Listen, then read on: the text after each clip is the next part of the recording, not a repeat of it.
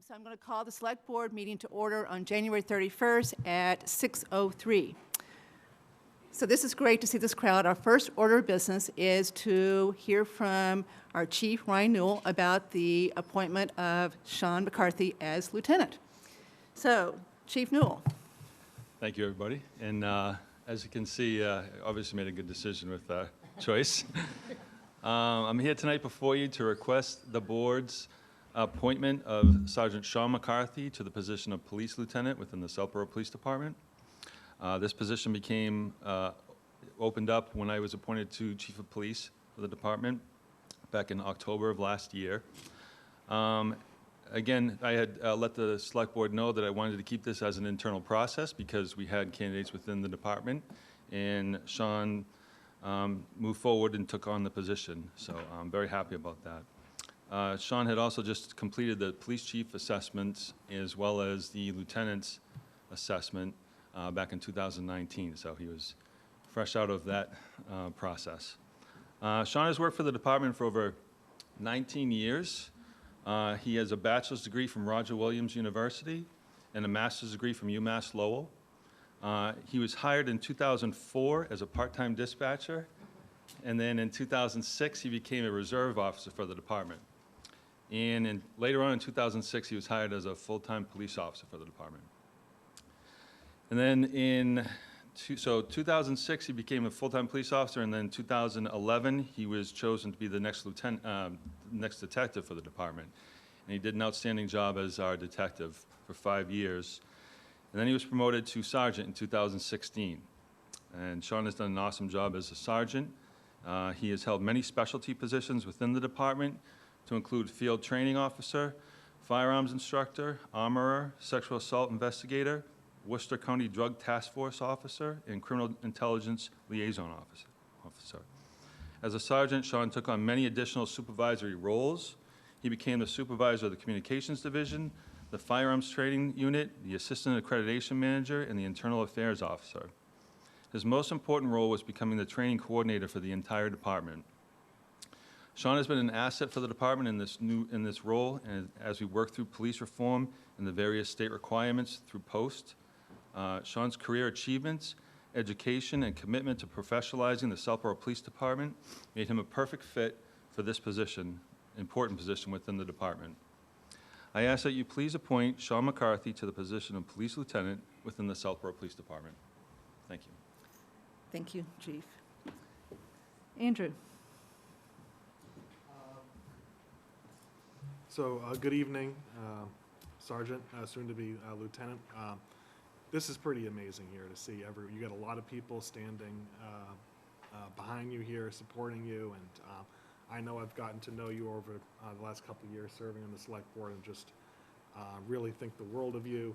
And I think your community involvement is outstanding, and so certainly very happy to support your appointment as Lieutenant, and I'm looking forward to, I think we have a great leadership team at the Police Department. Thank you. So I'll pass it on to Mr. Stavros. Thank you, and again, welcome, soon to be Lieutenant McCarthy. Great choice, very great to have such a strong internal candidate for this position, and great record, and I, again, strongly support this appointment, so thank you. Thank you. Welcome, everybody, for coming. It's a pretty exciting day here in Southborough. We've seen a lot of changes within the department that are all extremely positive, and I, as a member of the board, am very proud of the path that we've chosen. We have a phenomenal candidate stepping forward for lieutenant. I couldn't be prouder and I couldn't be happier, so thank you again for all coming in. I can't wait for your pinning. Thank you. Welcome, everyone. Thank you for coming. This is the type of meeting where we get excited that the room's packed. So this is for a great reason, and I'm very happy that you're all here to support soon-to-be Lieutenant McCarthy. As a newer member of the board, almost 3 years, I really had nothing to do with Sean's hiring in the department or his growth in the department. But I think sitting here today, it's extremely important for the residents of the town to know that this is how it should work, that we enable our employees to grow within the department and keep them and want them to be in these leadership positions. So I think we're very fortunate that this is how it's worked and that under Chief Newell's leadership that it's come to fruition. So congratulations, Sean, and your family and all the people who are here to support you tonight. Thank you.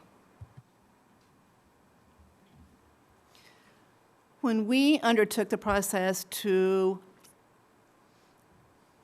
add a new police chief, we had 2 candidates, and Sergeant McCarthy was one of the 2. So the night that the select board made the decision, I had to make the phone call to both gentlemen to let them know what the results of our decision were. So I called Lieutenant Newell at that time, or Acting Chief Newell first, because that was the easier phone call. Then I called Sergeant McCarthy, who happened to be working that night. He was out on patrol. And he said, "You want me to come in?" And I'm sitting in the training room of the public safety building by myself, and it was pretty late, and it was kind of eerie. And so I said, "Yes, will you please come in?" And he came in, and we had the best conversation. He was the most gracious person I think I've ever talked to in my life. It was such a good conversation. So from that night on, I hope we would end up where we are tonight. I love his family. I love Christina, so I'm so glad that the children get to see what's going to happen tonight. What a great thing to see that their dad's going to have. So I'm just glad we're here, and what a crowd of support. So I agree with whoever said, "Isn't it nice to see a room full of supporters?" We had the same thing on Saturday briefly at the public safety building. We had, I think, the whole senior center came in to support their budget. So Mr. Mooney, you should have, I wish you'd seen that. I know how much you support Council on Aging. So that was great. So we left there with a really good feeling. So now it's carried over to tonight. So we're on a roll here. Okay. All right. With that, anything else, board? Okay. So, Andrew, you want to make the motion? I move that the select board appoint Sean McCarthy to the position of police lieutenant. Effective second. Immediately. Okay, second. All in favor? 5-0. Okay, so congratulations. Okay.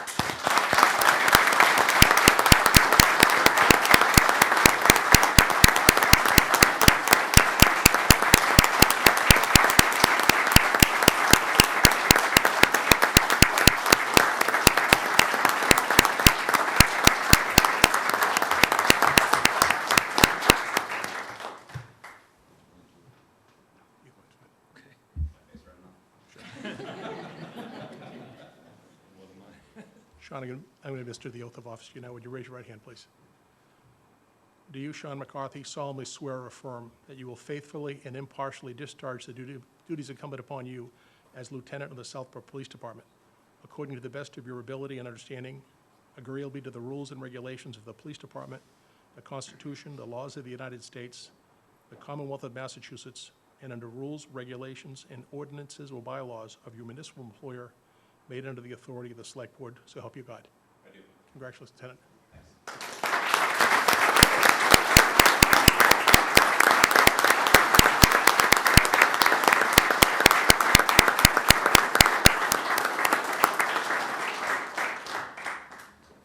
Thank you. Good job, thanks.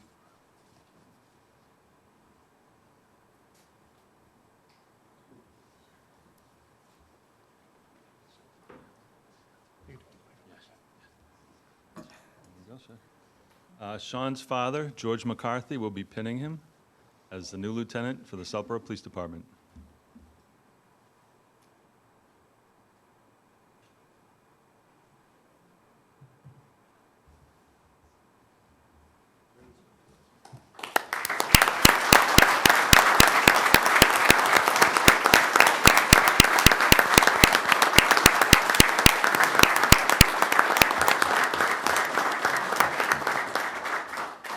Thank you all very much, and thank you all for coming and showing your support. And congratulations to Lieutenant McCarthy. Thank you.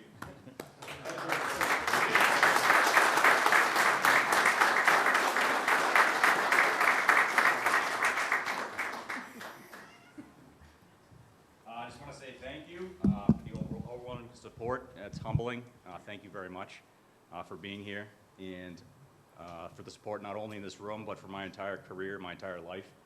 I want to thank Tina, my wife, my kids, my father George, my sister Holly, my in-laws Steve and Marie, and everybody else, and all my friends everybody that came out that I haven't seen in a long time, I know you're always there. And the department members, thank you very much. It's a very special department, and I wouldn't work anywhere else. I love it here. And thank you to the Southborough community who made me who I am. So thank you, everyone. I really appreciate it, and I look forward to tomorrow.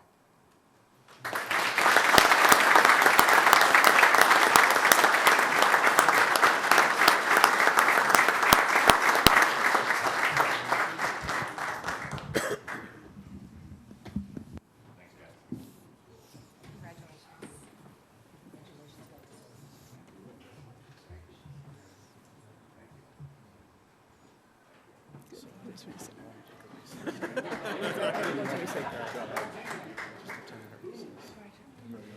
So we hope everybody stays for the whole meeting. We'll be done about 11, so it'd be great to everybody here. But assuming that's not going to be the case, we're going to take a 10-minute recess to allow everyone to say hello to Sean and leave in an orderly fashion.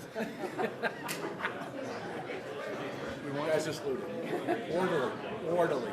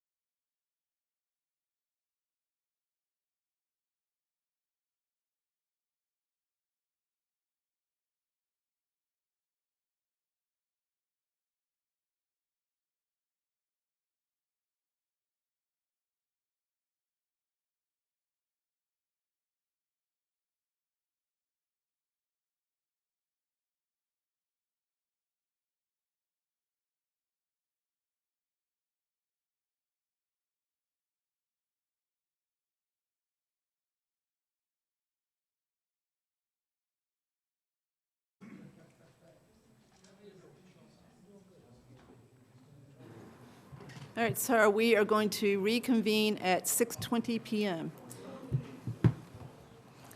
Can you hear me? Yeah, okay. All right, so we're going to reconvene at 6:20 PM. Okay, first thing on the agenda is public comment. Public comment at this stage is for items not on the agenda tonight. So it's other topics, and we will not respond because whatever you're talking about is not on the agenda. We'll do public comment both at the first and the end, and we ask the public comment to be no more than 3 minutes. So is there any public comment that is for an item not on the agenda? Yes. Okay? No, we're going to go up here tonight. Al, you want to go first? Sure. This is on. Yep. So introduce yourself. Sure. Al Hamilton, 35 Pineville Road, town troublemaker. My comment has to do, it is on the agenda, but I'd like to go home before 11. Has to do with the so-called license agreement in resolving the St. Mark's Triangle block. And the first thing I want to acknowledge is that I appreciate the efforts of the Board of Selectmen. It's a thankless job. And I know that you are trying in good faith to resolve the mess.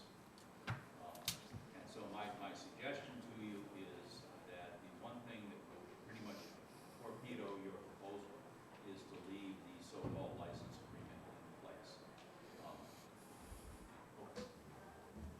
Is to leave the so-called license agreement in place. If you do that, you're essentially waving a red flag at an angry bull. And at this point, I think we need to lower temperatures, not raise them.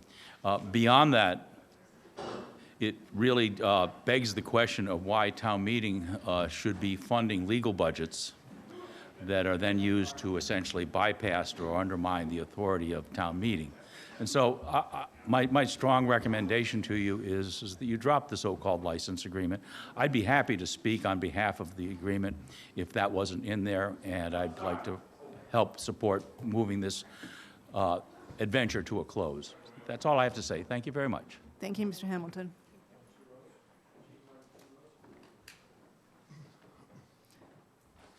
So, Mr. Perry, if you're going to talk about the park, you can talk now, or you can talk when we get to No, it. I'm You've going got to a talk choice. about an item now which is not on the agenda. I'm going to talk Okay, all right, later about fine. items on Go the ahead. agenda. Okay, I'm David Perry. I live at 22 Main Street, Southborough. I'm a former planning board member and Board of Selectmen member. I came here on December 20, and I've spoken to you for 3 minutes about 5 offences by public officials on this project, St. Mark's Road project. I had 3 minutes to try and I handed out these documents. I'm going to hand them out again. And I have a reason for this. Because your minutes of December 20 are inaccurate. I spoke to the town officials today. Who makes the minutes? It's a lady who gets a recording. And she goes from the recording. She's not present. She looks at the recording. She writes up minutes. And she's given documents handed out at the meeting. 1 to 34 at the end of the minutes. Now, what document is missing? Guess. What I handed out is missing. Who is responsible for that? That gentleman there. The town manager, administrator, is responsible for collecting documents and handing them to the recording secretary. He did not do it.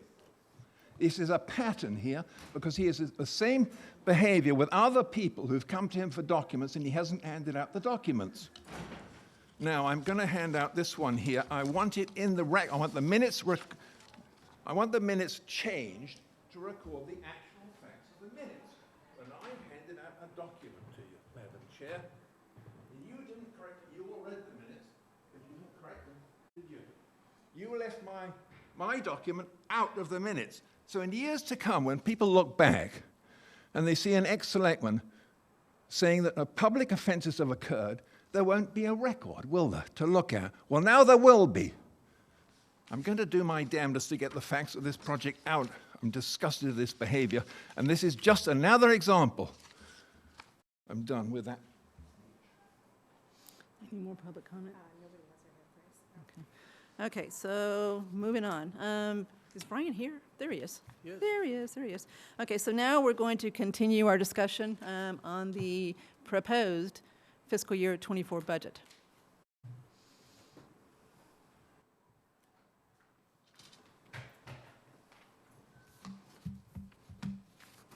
Does everybody have the most recent rev cap? I actually had an outdated one when I got here tonight. It should show a projected year-over-year increase of 5.69%. Okay, close enough for now, right? Okay, Mr. Ballantyne, welcome. So why don't you walk us through what has been done since we met last when the Select Board authorized you to use $500,000 of ARPA to try to offset one-time items to try to get the year-over-year increase on houses down to something that sounds reasonable? So we, yes, so we did have that mandate, and one of the caveats of it was not to reduce services. So we sort of quickly found out we could get down to 6%, fairly easy. I don't want to say easy, but it was doable, with tweaks here and there. And there were changes that happened as we were the last few weeks with the school budget, some other budgets.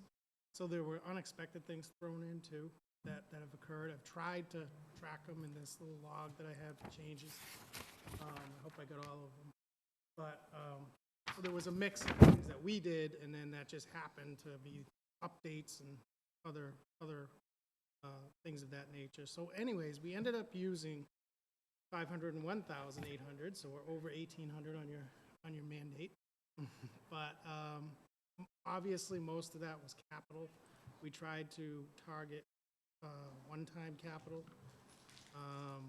and I think we did a pretty good job of that. We did eliminate a couple things. We eliminated the sidewalk maintenance, initially at least, and we put some other stuff on the Harvard funds, the rifles, and the rifle request, I should say, and you know, put a bunch of, like I said, opera stuff towards the general fund capital.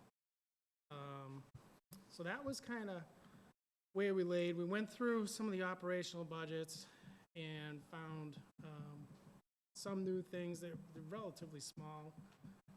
Some of the things such as youth and family had already been, or were already underway to maybe be adjusted. Obviously, we had the budget summit on Saturday, and capital met last night. So I would have had this to you earlier because this version here actually adopts what capital recommended last night. I think it's pretty, to me, it was pretty reasonable and well thought out what they did last night. So Isn't there one exception to that, though? The sidewalk maintenance, don't they want that to be 100? Yes, which I was going to Okay. get to, but yes, so they made a bunch of recommendations that sort of put off a couple things that we know that, and by the way, the department head, it was mostly fire, I think. The fire chief is aware of that and supports putting those items off that were put off till next, possibly fall, possibly next Springtown meeting. And we reconfigured a little bit of the ambulance fund, the funding sources to some of the capital based on last night too. So that's important because the ambulance fund was actually over for next year. And the way it got reconfigured last night is now we should be fine. So that was kind of going to be a problem. But yes, the other sticking point that I'm not sure if the board will support tonight is that they did recommend putting $100,000 back into the sidewalk maintenance, which is reflected in these numbers. The reasoning was that it gives them a start. They felt it was really important to have some stake in the ground to have this sidewalk maintenance project in there. And I can see their point, so personally, I don't disagree. So that number is in there.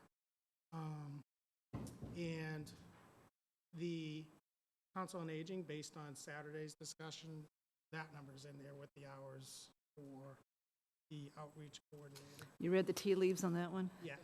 So there's been a lot of tea leaves, right, that I've kind of somewhat made executive decisions with, but I think they're reasonable because I think the board would have supported, you know, like I said, capital's changes and all that. So it left us basically with a 5.69% increase. This is still a budget in flux a little bit. Obviously, the schools we do not know, including Assabet, which I've tried to get a little more information on that assessment, and I haven't been successful yet. So there, and even the operational budgets, there are still possible tweaks, but I don't anticipate anything major. I'd be surprised if there's anything really major. But there are a couple of departments still looking at small line items just to maybe adjust as we move along. I think the chair will be pleased. We've upped local receipts quite a bit. Oh, I saw that right away. I saw that right away. We've had a good year for now, and And Carla's okay with that, too? yes. Okay, it's And mutual. that incorporates also the 911 fee that we talked about on Saturdays. That's all baked in there, too. I think that's pretty much a broad overview. I'm not sure we're in a position to vote everything as solid tonight, but if we wanted to. But I think it's a decent budget, knowing that we still don't know the exact health insurance amount. And like I said, those few things with the schools, and there's some loose ends. Unfortunately, the only unfortunate thing is it does have a lot of one-time money against the budget. So there's really no way around that. I don't know. I think it's going to impact next year to an extent. But I don't know what extent. I know we've talked about that value issue maybe going away next year, and I agree it's probably going to be a much less issue next year. We just don't know this year yet. So, I mean, that's where we ended up. Things are in good shape, I think. You know, if the board wants us to do anything further, we're willing to entertain any ideas. So let's clarify a couple things to make sure we're all on the same page. So does everybody have this one in front of them, which shows the changes that were made? He's got 5% or 6% at the top, 5% at the top, 6% at the bottom. Excuse me, 6 at the top, 5 at the bottom. All of those changes are in this. So forget the 5 and 6. He's made every single one of these changes. And the ones that are highlighted in yellow, they add up to the million, or excuse me, the 501,800. Everybody got that? Yeah. Okay, so, and we've got 508 in that bucket. So yeah, we said 500, but we've got 508 in the bucket, and we're probably about to have 50,000 more, right? Yeah, Ms. you're Mallory? Okay. So this is definitely moving in the right direction for sure, right? And bear in mind, again, that 5.67, 5.69, that obviously is the 2%, 2.5% shift. So you're really down to 3.5, somewhere in the low threes. That's pretty good, I would say. Yeah, I mean, you've got the total budget going up 2.3%. I mean, what else The can you do method isn't when you've got the greatest, but 4% salary increases?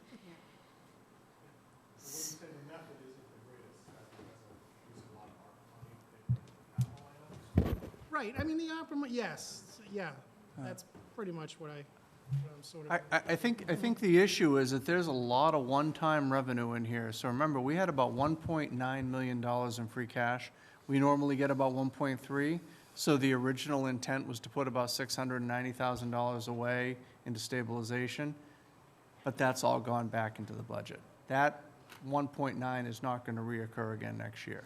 But be careful when you say that. We didn't use the 1.9, we're only using 1.6 as far as in the budget. We've used 250 maybe for the park, right?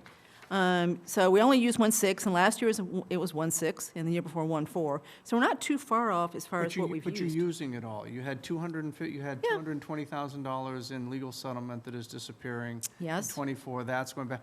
My issue is that we need to be very cognizant that, you know, we've likely got a significant hole that we're going to need to fill for fiscal '25 with some of these items. And with using, and I don't disagree with using the ARPA funds on the one-time expenditures, but we've got a big capital bill coming next year too, and we're not going to have that revenue to help us out at that point.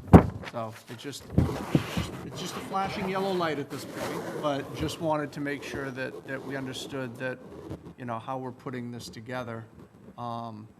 It looks good, but, you know, we're going to have some potential issues next year possibly, and, you know, Brian wants to color it any more than that. Okay, well, let's still stay on that because we're trying to avoid that if we can, right? I still think we're okay with free cash because it's $1.6 million, as long as this year we have $1.6 million, right? I'm more focused on capital, which is where we applied the ARPA, and we still got a pretty healthy capital number coming out of the general fund.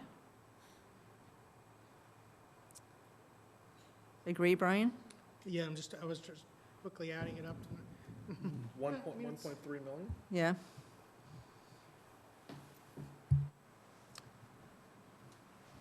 Where do you get 1.3 million? More like, Under the recap, right here, the first page. Yeah, so I'm trying to add up and make sure that we're not, Assume that that's what that means, if it's still in here, oh, wait a minute. 1.3. Wait a minute, wait a minute, wait a minute, okay.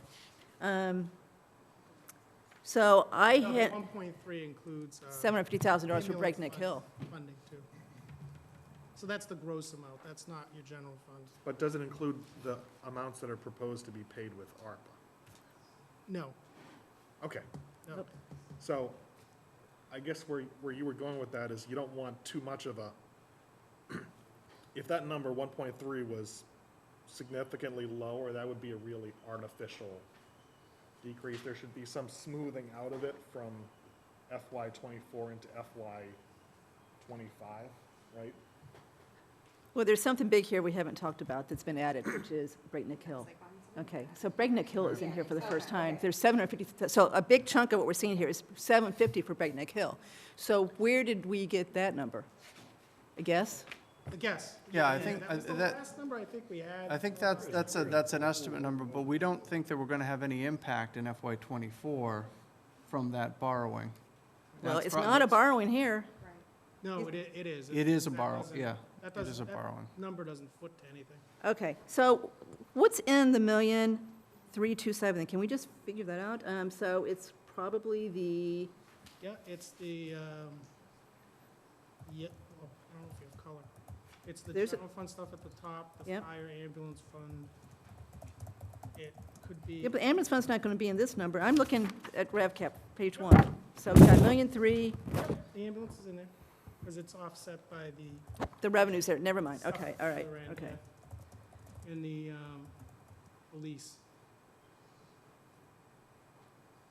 The DPW leases and tasers. All right, stick with this for a second. Okay, so we've got in here, because this is important, the 348 ties out perfectly as far as the budget articles. That's not it. So it is the 763, right? Yep. At the top, plus the ambulance fund 160, right? Probably the 55 for the lease debt payments?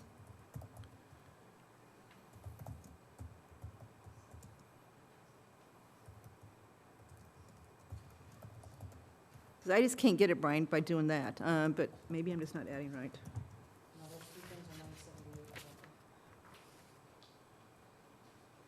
Oh, and the pocket park, that's your difference. Those pocket. Because we've got parks are that- Offset at the end again, Okay, so it includes that. so you've got that coming in as other revenue? Yep, Okay, that's where you get it. okay, so those two things, all right, so, because I'm just trying to understand what we have in here net, that next year, if we stay close to it, we're not going to have an issue. Yeah, so you're probably looking at. So it's 763. Really, the 763, Yeah. yeah. Okay, And what do we have for capital for FY '25? It's probably double that. I think that's going to be problematic. To double, if it stays double, yes. right? So that would bounce at almost 2 points right there, even if we, Yeah. value stabilized and the split stayed the same from this year to next year. That's probably your biggest issue, I would imagine. So I don't know what's on the fiscal year '25 capital, if what's major, what is tentative, but yeah, so that probably will be our problem for next year if we do this, right? But capital's been very good, I'll give them credit for being creative. Yeah. And they do uncover certain items that, it turns out we don't need on a certain year, so. So one that still worries me is Algonquin, after what we heard on Saturday. It's not the budget as much as the split goes, so he's taking, with doing the both the 5 and 6%. He's reduced it down to a 3.5% year over year. And Greg did say that they hope to get it down, but that assumes that there's no change in the split either. And based on what he said, I'm just not sure that that's going to happen. But, so but that's why I take kind of these numbers even with a little bit of a grain of salt, that the 5.67 might really be something a little bit I don't over see how he 6 goes much school. lower, I will say that. And one thing I'm just going with it, but I didn't completely understand it, is how the school, I don't remember whether it's Algonquin or K through 8, but one of the, I think it's the 3.99, K through 8, was you get to that 3.99 factoring in eliminating 4 FTEs, but then the goal is to get down to 3.5 without eliminating 4 FTEs. So I don't understand how that's going to work, but Well, they're meeting this week, and supposedly what they're going to present is going to get them down. He was shooting between, now this is one place, maybe this will get a little better. He said between 3 and 3.5. So He did. Brian's kept it at 3.5. He did. So that might help if they really do get it down. What's that? So I don't know either, but it sounded like this next round that they're going to look at this week is going to bring it down from the 3.99 to something else, and he's shooting for between 3 and 3.5. They're definitely working some magic over there. Excuse me? They're definitely working some magic over there. Yeah, no, they work hard on this. So I just don't see how this goes down much more without something drastic, unless the schools come through with something they're not expecting. So I think we've got 2 things to maybe talk about now, because I think we've got maybe one disagreement in this board. I think the advisory's got the same disagreement, which is the Economic Development Coordinator position. And then we should talk about the sidewalk maintenance fund. So let's do that first, because that one's easy, I think. So Carla sent us an email today saying there's already, we've got 47,000 roughly in sidewalk maintenance now from the article from last town meeting where Legacy Farms and the other development. So that's truly maintenance. So we've got to start on this.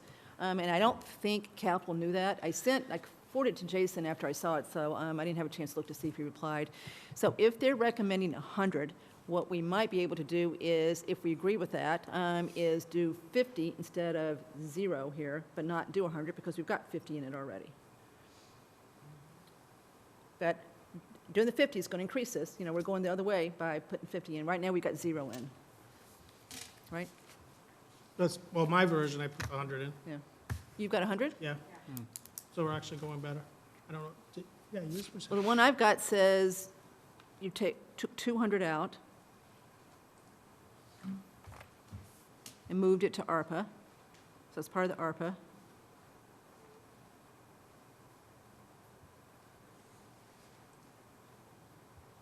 So you've actually left 200 in the 501. But there's no more one-time stuff to put ARPA against anyway, right? Not really. So if you reduce the 200 to 100, right, that would leave us more ARPA money to use for something, but I don't know what we use it against. So Chelsea, So something else that was brought up on Saturday that I didn't know was what Paul Sabelli said about the shift. He's conservative on the residential, yeah, but maybe not on the commercial. yeah, it's So- a difference that matters. It I- doesn't matter. No, if I it's 10. understand, but I'm still worried about the 16. Like, what if we get to the fall and it's 17? I'm like, you know, I thought I was going to feel really good about the 16 until Saturday. My understanding, and correct me if I'm wrong, I thought that he felt that, you know, we could be in the 12% range He did. on the residential side alone, but he wants to go to the 16 because he doesn't know what's going to happen on the commercial He side. thinks commercial's -4. Right. So the the, spread so is the still 16, so the 16 is kind of buffering against that change on the commercial side. I get that. Okay. I don't know how he's coming up with the 4. Could it be 5? I don't know. Of course it could. So I'm weighing that too, that we could agree to this and be like, I mean, I don't think over 5% is great. I mean, I don't think anybody would. I mean, we've got it down to that, but I think it could be even worse in the fall. So I'm thinking about that too. I agree that you should think about that. Yeah. He said what he said Saturday after talking to Dave Ferris and Bill DePietri, who own a lot of office buildings here. And they've said they've got a lot of vacancies, they got people coming through, but no one's signing leases. And so when they submit their income statement to Paul to value the property, they basically take that income statement, they use a capitalization rate to get to the value. When there's a big hole in that income, that capitalization is going to give a much lower value. Now, I will say this, on 1/1/22, commercial did go up like 2%. So it did go up even in the worst year of the pandemic afterwards. But he knows what he's talking about, and he's done this for a long time, and he is concerned about where we are commercially. So you're right, this could get worse. So I just don't think we should assume it's going to get any better than 5.69, and continue to look for every little thing we can, and continue to push, schools to, every bit they can find will be helpful. But the split, we have no control over that. It's totally outside our control at Algonquin. Can I just add to that, Kathy? So after Saturday, I kind of felt the same way that Chelsea did. I wondered, because initially when we did the split, we thought we were safe, and then we came back in the fall and we were off. So that is a concern for me as well. I mean, obviously, we're not going to know till the fall, but I think we need to keep that on our radar as well, that I think what was off, 3 points off what we figured it was. 12 to 16. 12 to 16, so it was 4. So again, I see where Chelsea's coming from. That was kind of the same thought I had on Saturday. I wondered where we're going, but I don't know how, other than to be conservative with the choices we make tonight and as we go forward, how we really offset that. There's no way to know. There's just no way to know, and we've found that out. So. Sam, any magical solutions here? No magic solutions, but clearly followed all the conversations here and other groups as well. I think that we're actually making great progress from where we started the process. And there's always risk involved with all this stuff. So I'm comfortable with where we are. And I think that we just push forward. And if something different, bad happens, we'll figure out how to adjust. Andrew, any other comments? No, I'm also, I think, pleased to see that the work that the finance team did to get it down to the 5.67. I mean, the one question I had in my mind, and I pulled up an older version of our ARPA tracker, but is trying to keep track of with the capital items that are paid for by ARPA that are being shifted from not going to be funded through capital article, instead through ARPA, what does that leave left? Not much in the tax relief bucket. The tax relief, and what was the tax relief bucket? 508. 508 going into tonight. And that was, So then because take off the the hazard 508. pay was taken up from the Yeah. 300 and then so we added put to that in whatever there. we had left there. So is it 508? Okay. So that's why we picked 500 at the last meeting for, Oh, so very, very little, very little. yeah. But now, $7,000. later, $7,000. That's In Later- that bucket, but there's other buckets. Ms. Malinowski is going to make a motion to restore 50 to some bucket, and I assume you're going to put it in the tax relief bucket when we get to it. So we'll have 50 by the end of the night in that bucket. So then I think the point Mr. Purple was making, I think you were maybe making it too, is just that beware that, because for FY '25, that there will be no more ARPA money available to take items off of the capital articles. And so you just have to start to brace yourself for, you want to prepare so that the difference from year to year in capital articles is not too artificially different, right? So it's still at the, even after taking out the ARPA items, the capital article is still showing the 1.3, and I didn't completely follow the math there, but it sounds like some of it is offset by It is, local yes. receipts also. So it's about 700 truly as far as Yeah. what we're spending on Okay. capital when you 700, back okay, off and it those two was things. 859 last year. I mean, I would consider, I know this means the overall tax increase would go up, but then I just feel like it's more honest to take some of these items and just pay for them with a capital. It leaves more money in the ARPA bucket, the tax bucket. I'm just concerned about having a number that's kind of artificially low, and then the next year you have a number which is pretty high in relation to that, and then that helps to drive what is the year-over-year increase for FY '25, is that you just pushed money around and artificially drove down your capital article number. I mean, also, these capital items are things that are, I mean, if you don't pay for them this year, you just kick them off to next year, and Go ahead. So I have two thoughts on that. One is, I think the whole crux of ARPA is because of whatever could have happened economically with COVID, right? So I see this as truly the appropriate use, because we're dealing with this shift now that is, essentially due to COVID, right? My second thought is, and I'll ask Mr. Stivers again, if we can take the National Grid line item and move that to the FY '25 ARPA bucket, tax relief. And I would, later in the meeting, make a motion on my memo that's in the packet to move that to FY '25 as well.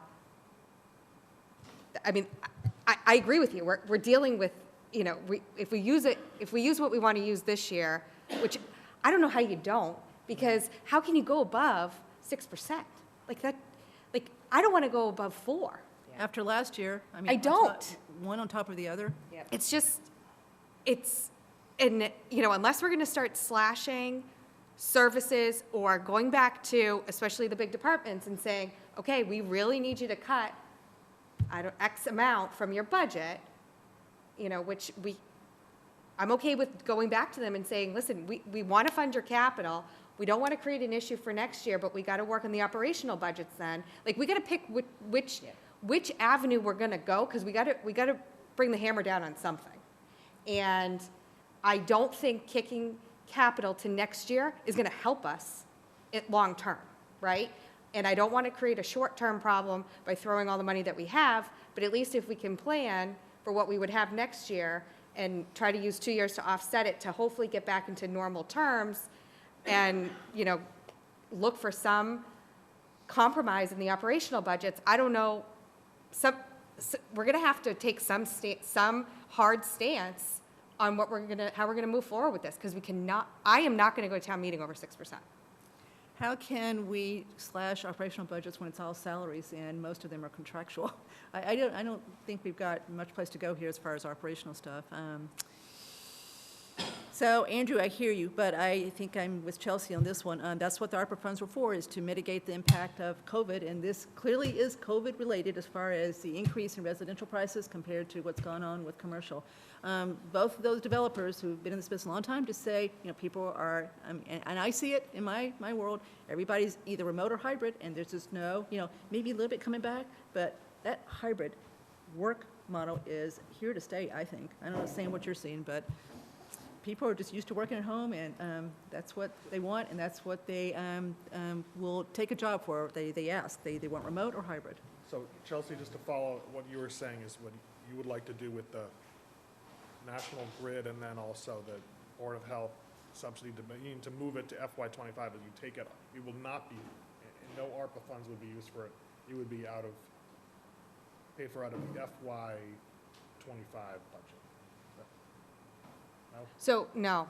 So what I'm saying is, if we go with what the finance team has proposed, which is exactly what we asked them to do, right?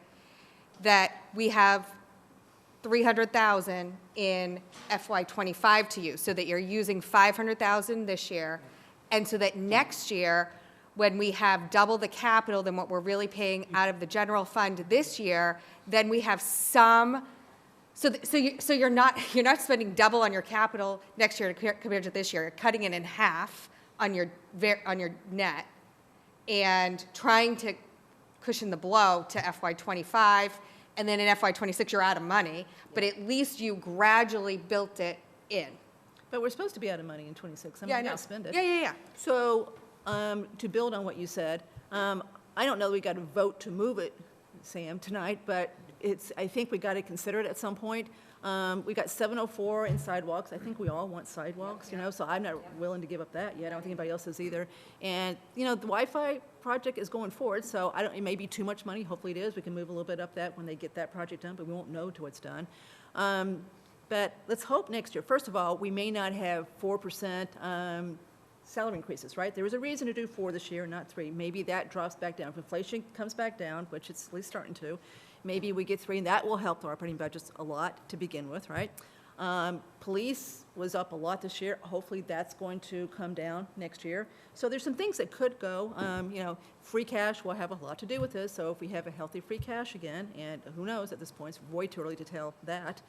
I'm hoping that what Carla and Brian have done with local revenue is still conservative, so that keeps going up a little bit, so we don't have to ratchet that back down. So, okay, smile, but, Yeah, Carla says the ramp is a little more flat than, I don't know that we're gonna see those same aims next year as this year.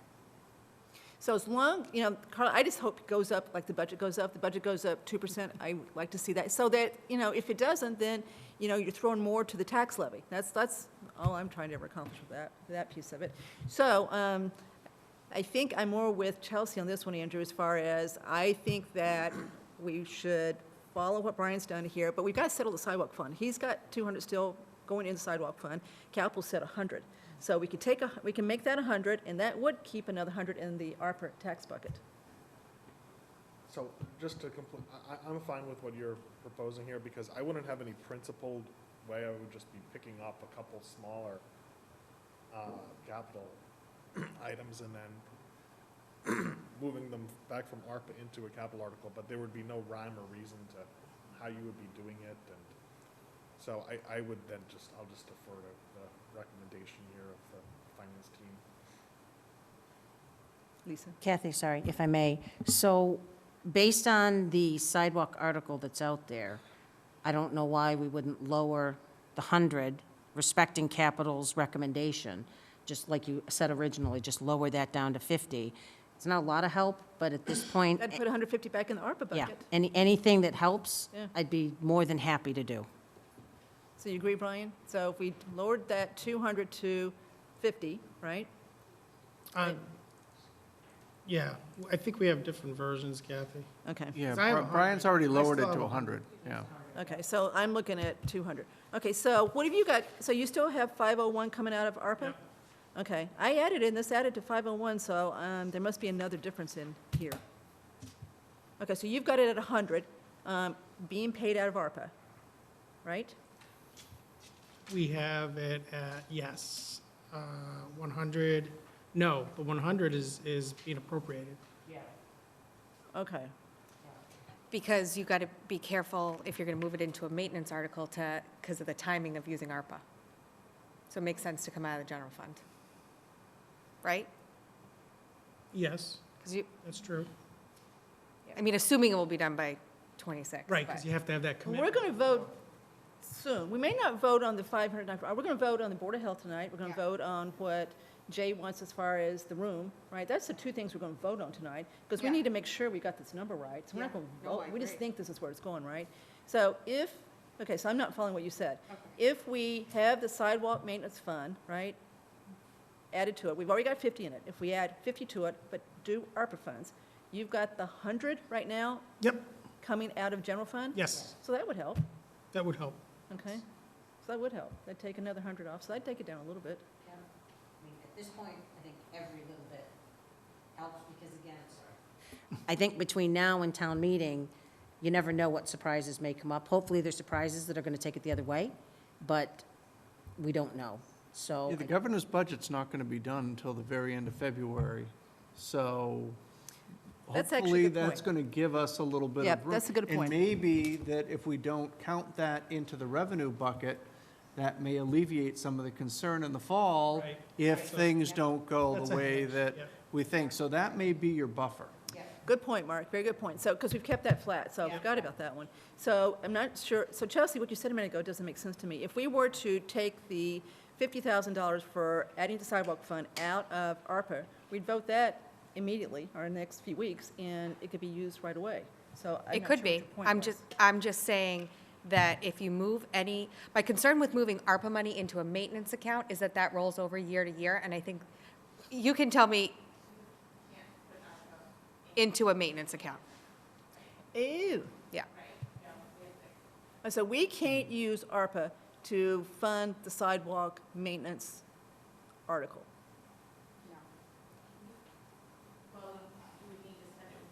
Right, so you just have to spend it. She didn't say we couldn't do it. You just have to spend it. Right, right, so we never put it in, yeah. So we just, Carla, can't hear you when you're talking back there, sorry. Since it never when? goes in there. So we just pay it out of the ARPA account, She allocates basically. it to ARPA. Yeah. Okay, we got it now. Yeah, we got it now. Okay, so we can do that. We just gotta make sure it gets spent. To commingle it with those funds on. And she's watching this. She's watching to make sure that we're gonna meet the spending requirements too. So she's watching this. Watch. Yep, very closely. Okay, so I think. So that you're is- recommending, instead of the 100K coming out of The general. general fund, we're going to allocate 50,000 of ARPA from where? From the tax relief bucket. We've got. Okay. Above and beyond the 501? Well, see, again, So the money you're going to Is put the in 50 coming tonight, back? Your 50's coming back? That's, yeah, so Brian, I actually looked at this wrong, because I was looking at the wrong 200, so you're right. So we would have it when we put the 50 in from Board of Health. So that's what I wanted to use for FY '25. The sidewalk committee, thank But you for in that. your 5.67, you have 100,000 coming out of general fund, Yes. right? yes. correct. So just take 50. We've already got 50 we can use, right? That's sitting there. So it's in your an article. original idea. Just go down to 50, combine it with the other one, and you got your 100. Roughly, yeah. Okay, well, that's, so this is different, so don't take it out of ARPA, just reduce the 100 to 50. Correct. Okay, and that helps a little bit too, so I'd go for that. Okay? And then I don't have to take as much out of the parcel 5440. Thank you. So far, you know, No. we're not, you know, we're working on you, Sam. We've got to get Natural Good to donate that property. I've already given once on this. Well, we haven't changed it yet. We haven't changed your name, it's still in there. Well, 5.59, so you're getting there. Okay, every little bit helps, 5.59, okay. All right, so I don't know what else we can talk about as far as budget goes. Anybody else have anything they want to throw out?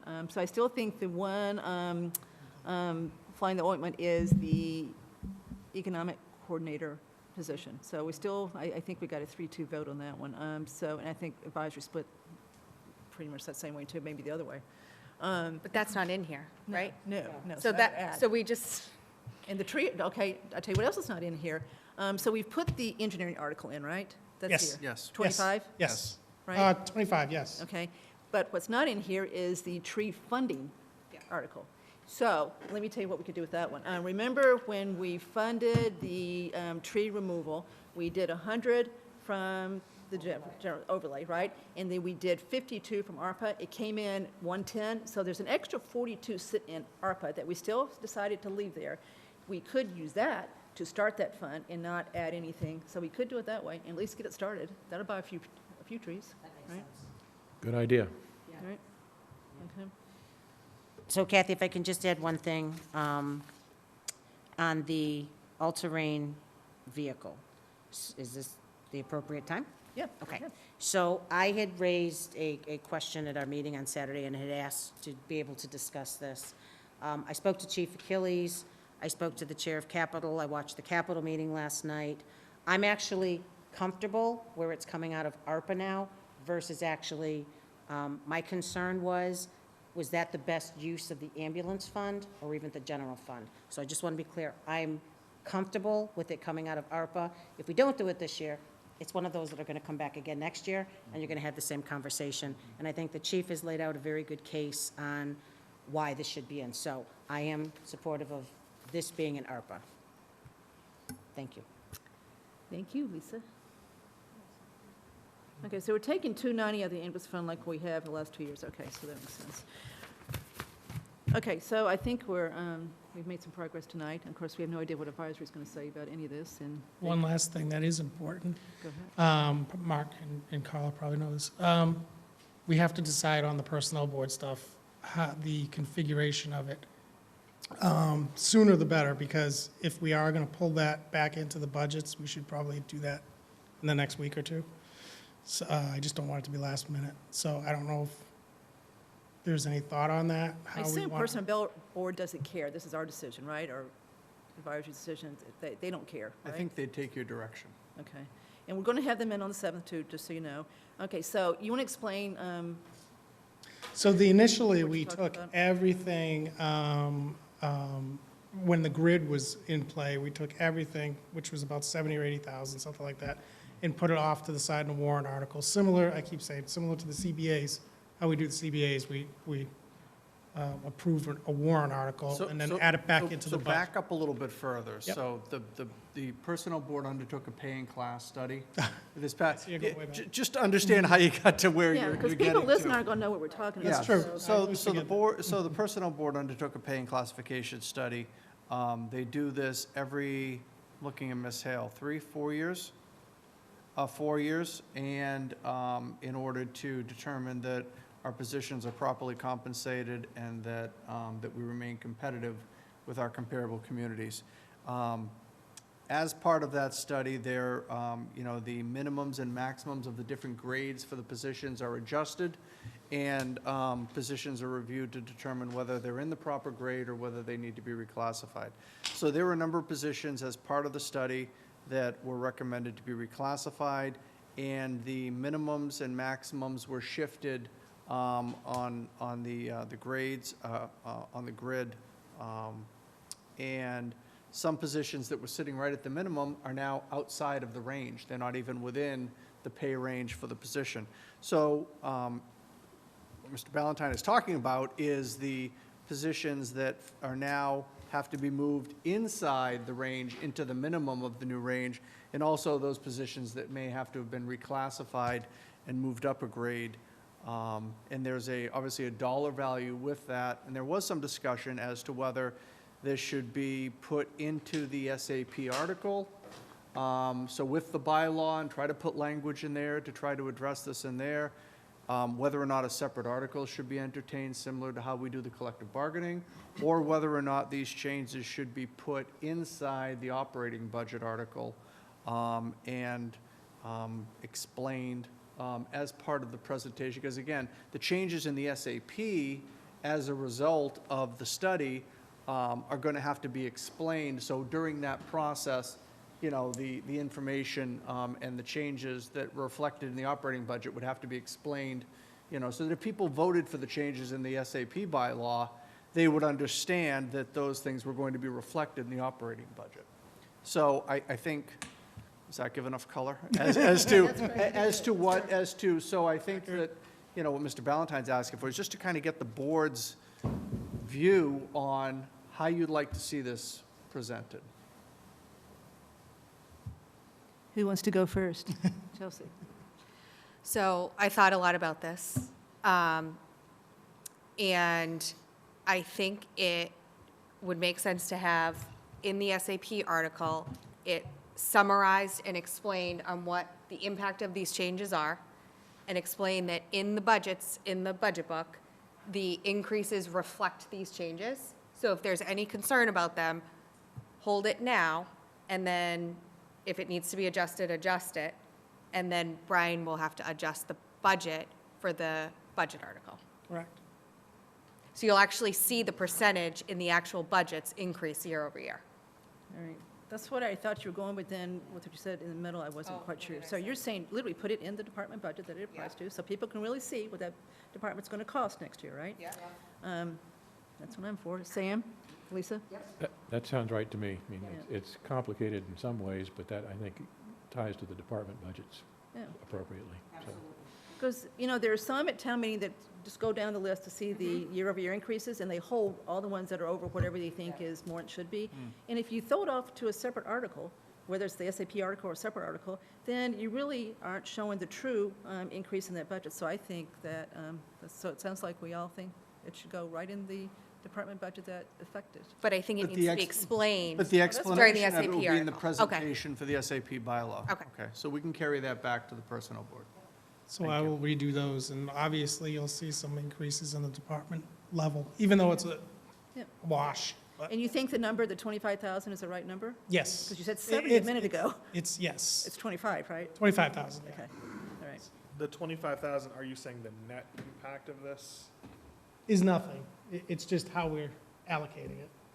No, what he's saying, the net impact of raising people up to the men. Oh, I'm sorry. Or regrading them is $25,000. That's what I was asking. Yes. And that's spread across a variety of departments. Right, It would just hit a couple different line items in the budget. correct, But these numbers don't yet reflect that? right. No. Not on the Well, department list. he's got, no, it does. It's just in the wrong place. Yeah. So it's there. There's a separate article for it. If you look at the articles, you're going to see it. So there's an 25069, article we're I going to think. delete, and then we're going to add it to the individual Okay. department. The amount flows back to the Moving from one place to the department. other. I It's in agree here. with everything that was just said, I think. That, Okay. It gets there was this discussion at the budget summit about having kind of multiple articles where town meeting has all these options of this, then you can choose to add that. I think that's way too complicated. I think every town meeting goes longer than we expect because the more number of articles you put on the warrant, the more potential delays and unexpected. This is hard to Just explain, too. put them in the budget. Mark, you did a great job, so maybe you're going to explain it at town meeting. Okay, so Personnel Board will be here on the 7th, as far as I know, We'll make sure that, because Mr. Rubenstein is out of town after that for a while, so we've got to see him next time. Okay, anything else that we need to? No, thanks for that guidance, because that was important, so that's good. Okay, It's great. Thank you. thank you, as always. Good work on the moving downward in cost here. Thanks.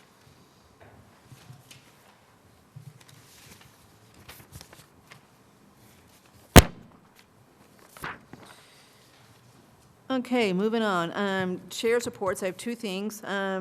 Hopkinton Water update. So Mark, Mr. Butler, and I participated in a remote meeting yesterday with our Hopkinton counterparts.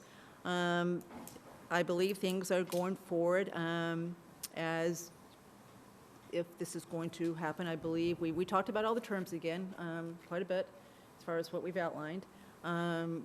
Their town manager, Norman, led most of the discussion. They actually had their town council on here. And he more or less instructed his town council to start drafting the IMA. More to report later, but that's where we ended up yesterday, okay? I don't think that this is, Mark can disagree, I don't think it's going to be ready to sign before town meeting, but who knows? So it is going forward under the terms that we have outlined as far as, And that includes the extra million. So far. for so far. things that are not directly related. Yeah, so far. So we explained that the $1 million that we've asked for on top of funding everything as far as changes go, right? So they fund all the changes, was basically 3 projects that were listed on Ms. Gallinga's list of wish list for projects. They total $860, and we said we just rounded up to $1 million because of inflation. Those numbers are probably stale at this point. So we just said we thought $1 million. So they understand that. And no pushback on repaving roads that are disrupted by the construction? I don't think so, do you? They No. understood Good. why we wanted the whole thing done and not just half of it. We Yep. actually gave them Newton Street as an example of what, we're going to get them paved, right? But Newton Street Yep. is halfway paved right now I- because of the water project. I think that's a big one in terms of public support, so that's important. Thanks. And we talked about that a lot as far as the disruption to Southville, Parkerville, et cetera, the people who live close to the Oak Hill tank. So I think they got it. Okay. I think the one issue that we do need to I'm sorry. No, you're fine, go ahead. You were waiting. And I'll be quick, one of the things we do need to understand is if there's a need for easements in this project, so that when we go to town meeting, we make sure that we get everything that we need, whether it's simply construction easements or permanent easements. So I'll be working with the consultant just to make sure that they take a look at that. We have all that information, we know all of that right away in time for the article. So just to remind everybody, the article is to fund the cost of the engineering audit, right? The actual design. And we need to put a number in there, not to exceed, to be reimbursed by Hopkinton. So it was kind of funny, Norman, the town manager, he wanted to write us a check immediately, so we didn't have to worry about being reimbursed. We said, no, this is how we're putting this in front of the town, this article. So we want to be reimbursed, we want to, and we should be, we are engaging the auditor, right? It's our contract, so it's right that we do that anyway. But he was anxious to get us paid as quickly as possible as far as that one goes. They were happy to simply give us the money. Yeah. So if we're looking for a vehicle for town meeting and we need easements, you have the vehicle. So, but given the fact that we're likely going to not probably, as Ms. Cook had said, not have all of this wrapped up prior to town meeting, even if we have all of the terms agreed to, town meeting is in 60 days, is in less than 60 days, right? So it's not going to be a big delay issue if we wait until after town meeting to begin to, to move that forward, so. So Kathy, do we know when we're going to have an idea of what roads are going to be impacted? I think before there's any discussion at town meeting, that's the one question I keep getting asked all the time, and I'm sure town meeting's going to ask as well. So we will be prepared to answer that question at town meeting, and I think it's mostly Southville and Parkerville Road are the main roads that will be disrupted. There's probably more, but those two roads keep being mentioned, so that's all I can tell you right now because they keep being thrown out there. Okay, so there's that. Then I just wanted to, because it was such a, I thought, productive day on Saturday, mention that we had our budget summit on Saturday. Started at 8:30, ended about 5:30. We saw 14 departments, besides by the time day was over with. And then I just had to throw out again, how nice it was to see the senior center show up en masse. Took up the whole room, and they just kept filing in. Sorry, just had a common question, and I don't know if it's related to what you're saying. So for the audience, they were there because they were supporting the increase in hours in their budget from 32 to 40 for Cindy, who does the outreach for the department. And they just wanted to make sure that we understood where they stood, and we did. So we have added back into the budget that we looked at tonight, those 18 hours. That was going to be my question. 8 hours, sorry. The 5.6 rev cap includes the additional hours. It does, Okay. it does. So she's got 40 hours now. But I just thought, I'm sure you guys do, it's just so great to see everybody come out on a beautiful Saturday afternoon and support that department. So go Senior Center. Yep, okay. Come on up. So, public comment? So I saw that on the agenda, and I thought it would be of interest to bring my daughter to help her complete her current events project tonight, seeing Introduce mention. yourself first, so your daughter. So my name is John Reed, and I live at 34 Bigelow Road, and this is my daughter Colleen, who mentioned to me earlier today that she has a current event project, and I said there's a lot of actually very interesting current events occurring in the town, and one of them specifically is the water. So I brought my daughter with me to perhaps listen to some of those updates. And so appreciating, I thought it might be another forum when, similar to previous meetings, when representatives from the town of Hopkinton were here to talk about the progress. And the latest one that I've been able to attend was in August, when there was the DPW. I'm gonna mess up the name, but it was perhaps the DPW steering committee or the planning, the DPW planning PWP. board. Yeah. Thank you. So it was during that meeting when I thought that the engineer representing both Southborough and Hopkinton indicated that this report or some form of a written summary on the progress would be made available. Was that report ever released or made public? Does anyone know? So lots happened since August. That was a joint meeting with Capital Committee. I think I remember you there. Correct. So lots happened since then. So we have been working with a gentleman named John Butler, who's a longtime member of the advisory committee, who has done a deep dive in our water department for many years. So he has helped us basically come up with a plan that included terms under which we would be willing to allow the water connection to be here. So that's where we are at this point. So we agreed on those terms. We have given those terms to Hopkinton. Their select board has looked at them.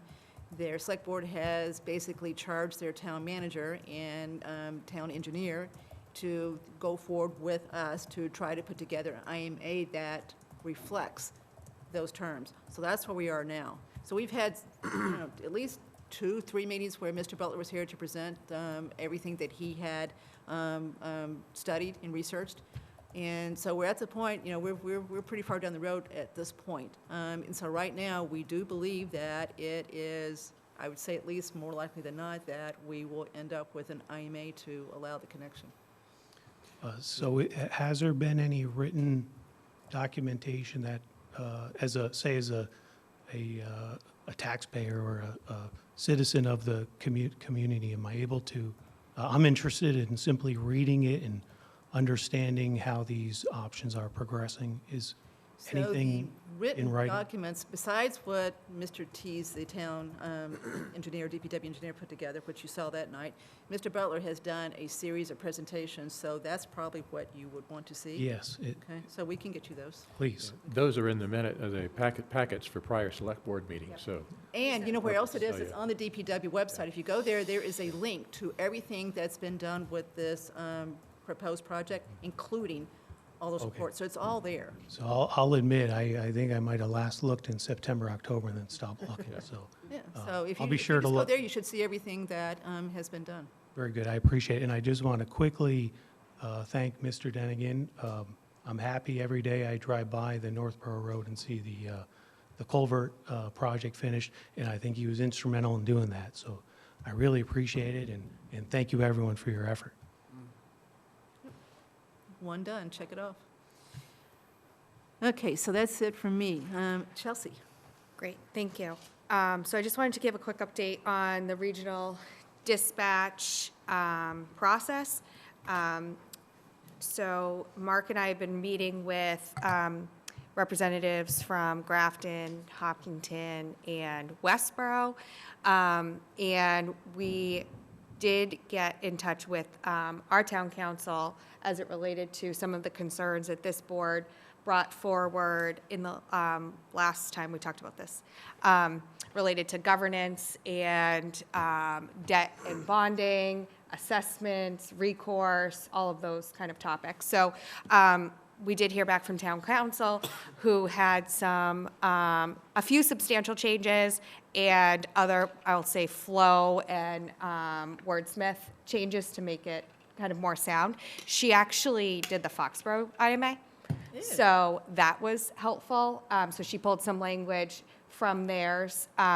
So we did meet with her for about an hour and a half today so that Mark and I have a really good sense of why she changed, what she changed, and also Attorney Tellerman had some comments as well, which was helpful.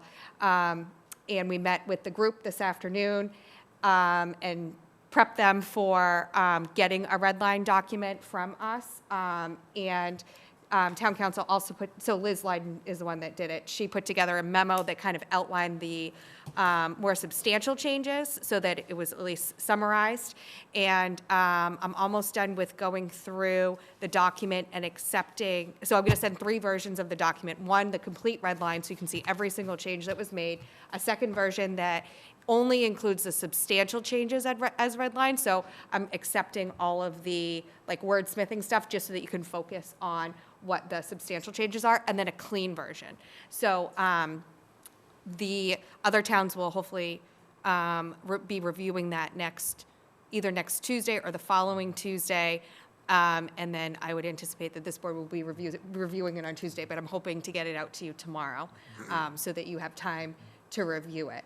And I think it would be helpful to know, after you review that document, if we want to ask Liz if she's available for our meeting next week, unless it's obvious from you, or when you read it, the changes. So that's my update. Chelsea? Yeah. I actually have had some thoughts about closing what I think is a substantial loophole there in terms of the protection that each town might have against an assessment that they view as excessive.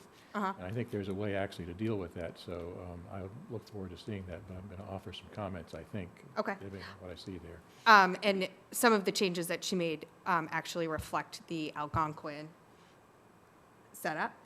Okay. I don't know if Yeah, that's what yeah. you're thinking or Now, not. what I'm going to propose, I think, is not basically quite what Algonquin does. Okay. But again, I think you need to have a way to avoid the current language that says basically they can, the new board of directors can assess the towns for whatever they believe is reasonable or necessary for the budget.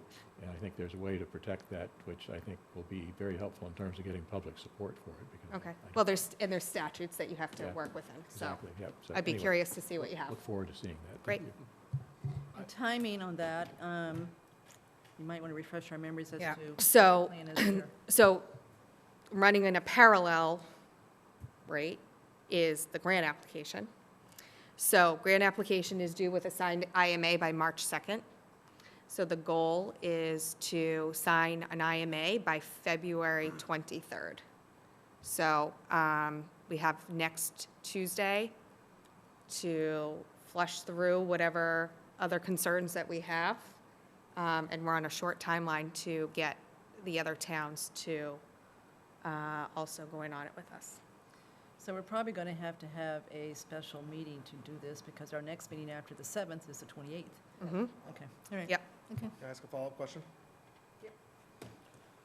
So I know two ideas that we talked about the last time this came up, and I don't know whether they're in this next version or there's any discussion about it, was about the idea of having an annual report from the board of directors, and then also, because this is like the constitution of this new RECC, to have an annual report, and that executive director is expected to, will make themselves available to meet with the select board of each town at least once. You know, if there was any discussion. Yeah, about we that. didn't put that, I don't think we put that into the IMA, but the annual, I think there is a report in there. Okay, all right, thanks. And Ms. Hopkinton, any further along? Still in process. All right, Mr. Purple? So I really don't have anything else to add because all three of the items that you talked about under your reports are all things I've been involved in.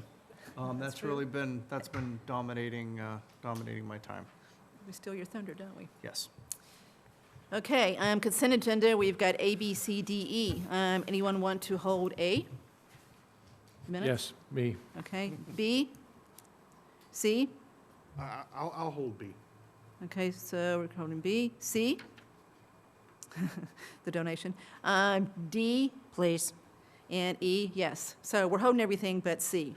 Okay, so I'll make a motion to approve item C, which is the acceptance of the $9,100 donation from the Friends of Rec to help offset some specific cost for next year. Second. Okay. Any further discussion? All in favor? Okay, so that one's approved. Okay, who held A? Sam? I did, yep. Okay, go ahead. January 6th, one small change there. Line 32, I would add the same description that we did for the first interviewee to add, during which she answered 16 questions, ... because she did there. And I think they ought to be parallel. Okay, That's it. that's it. What about the And next one? nothing for the 17th. Anything else for the 17th? I had one minor thing.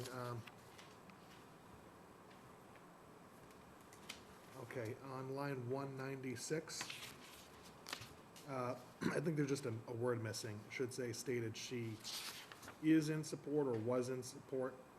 Just right now it says stated she in support. Yep, is missing. Okay, that's it?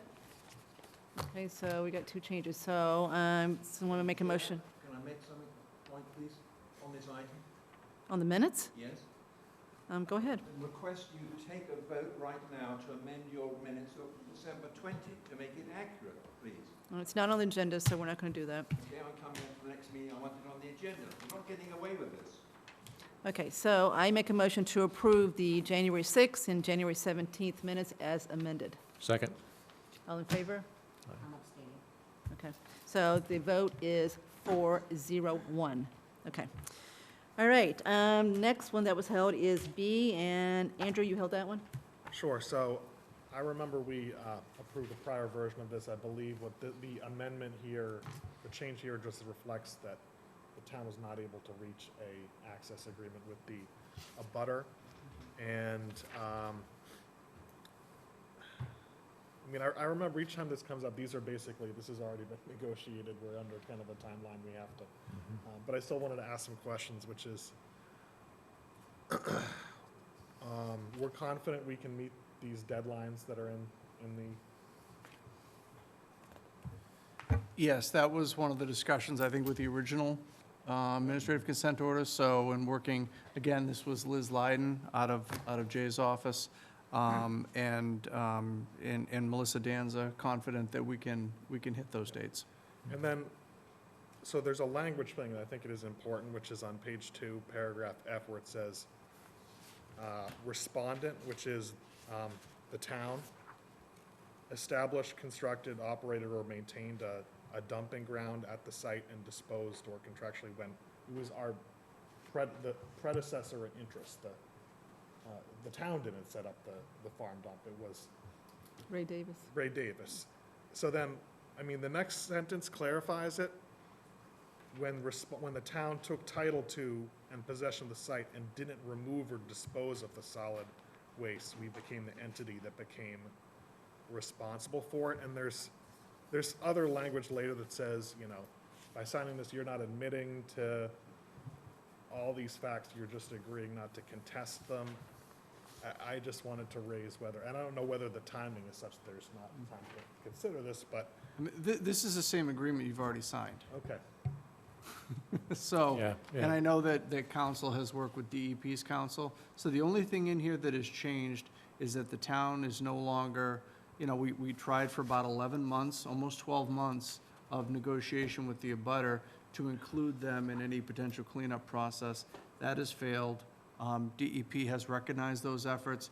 And in order for us to, as you said, make sure that we can live within the timeframes and hit the dates that we're required to, is relieving us of that obligation in this amendment, Okay, right? Because if we can't get the LSP, the licensed site professional who works for us, to give us the number that we need to fund the cleanup, we can't then go to town meeting, get the funding in place to do the work, which means we are inherently going to be in violation of our administrative consent order by not being able to do the work in fiscal '24. Okay, so we sign this tonight, or whenever, or approve this, right? Then what's the timeline to go forward? We're really trying to make sure that whatever we need on the warrant is going to be on the warrant? Correct. Okay. So we have a placeholder for this on the warrant. It is going to, you know, we normally have two capital articles, a non-borrowing and a borrowing. And so this will be included in the borrowing article. So we will have that, we've got it all set up. We just need the number. okay. Yeah, I was concerned about that language also, Andrew, but my recollection from last time was we don't have a lot of negotiating power on this. No, I remember that No. this was triggering You're some right, thoughts you're of it. absolutely We had right. a similar discussion Yeah. 9 months ago, but if we've already, I mean, I do feel like there's language later in there that says we're not admitting to Yeah. these things, even though there's, Yeah, we've got basis for an argument, at yeah, least, so. okay. All right.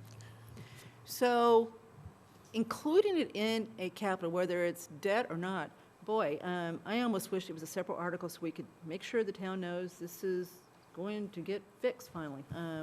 So we can talk about that, but I would prefer not to put it in the capital article. So that's cosmetic, so we can talk about it. Okay, so Sam, Andrew, you guys are happy? Okay, so our job tonight Satisfied. is to approve this document. Everybody agree? Yes. Okay. All right, so I'm going to make a motion to approve the latest amended consent order from the DEP regarding the cleanup Breakneck Hill dump. Second? All in favor? Okay, 5-0. All right, that would be so great to get that done finally. Okay, next one that was held is the EDC coordinator contract with Claire Reynolds. Lisa? Thank you. I would just ask the board to delete one of the bullet points for approval. The last bullet point saying, research other full-time positions related to a community and economic development coordinator in surrounding towns with the intent of verifying or corroborating the full-time job description sought for Southborough. I don't think that's the consultant's job. I think she's being brought in for 15 hours to help EDC conduct business. You know, we talked a lot about that at the summit, budget summit on Saturday. So I would rather see the 15 hours spent towards that, and I just don't think it's under her purview coming in to assist the EDC with potentially filling that position. What's your So, paragraph number, Lisa? It's on the front page, it's the last bullet point. Yeah, there it is. Yeah, I'm willing to give the EDC some rope on that one if they want her to do some of that stuff.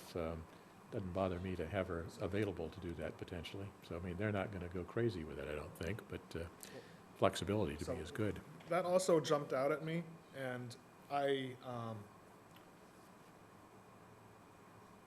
would it satisfy you if it just said research other surrounding towns, community and economic development staffing, or something like that? Because I think that, so one of the things that was discussed was strategic plan for EDC. I mean, naturally, as part of that discussion, you can expect there'd be some consideration. What's your long-term plan? You know, what goals do you want to achieve?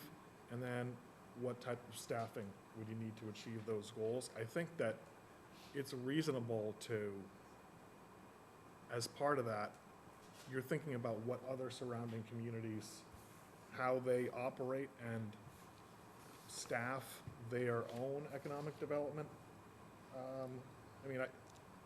committees. But I see the point of what you're saying, that you're concerned with the intent of verifying and/or corroborating. I'm fine with taking that out, but So let me just take it a step further we talked about on Saturday, Kathy had talked about the businesses in town. I think this person is better served reaching out to businesses and focusing on that than potentially a job description or even filling a position that's kind of EDC's role, is to decide what they want and do research on what they want. I think to pay a consultant to do that, again, we talked about whether the EDC position potentially some felt maybe even needed to be full-time. So why would we waste the 15 hours we have on researching a coordinator position? That's my only concern, Andrew.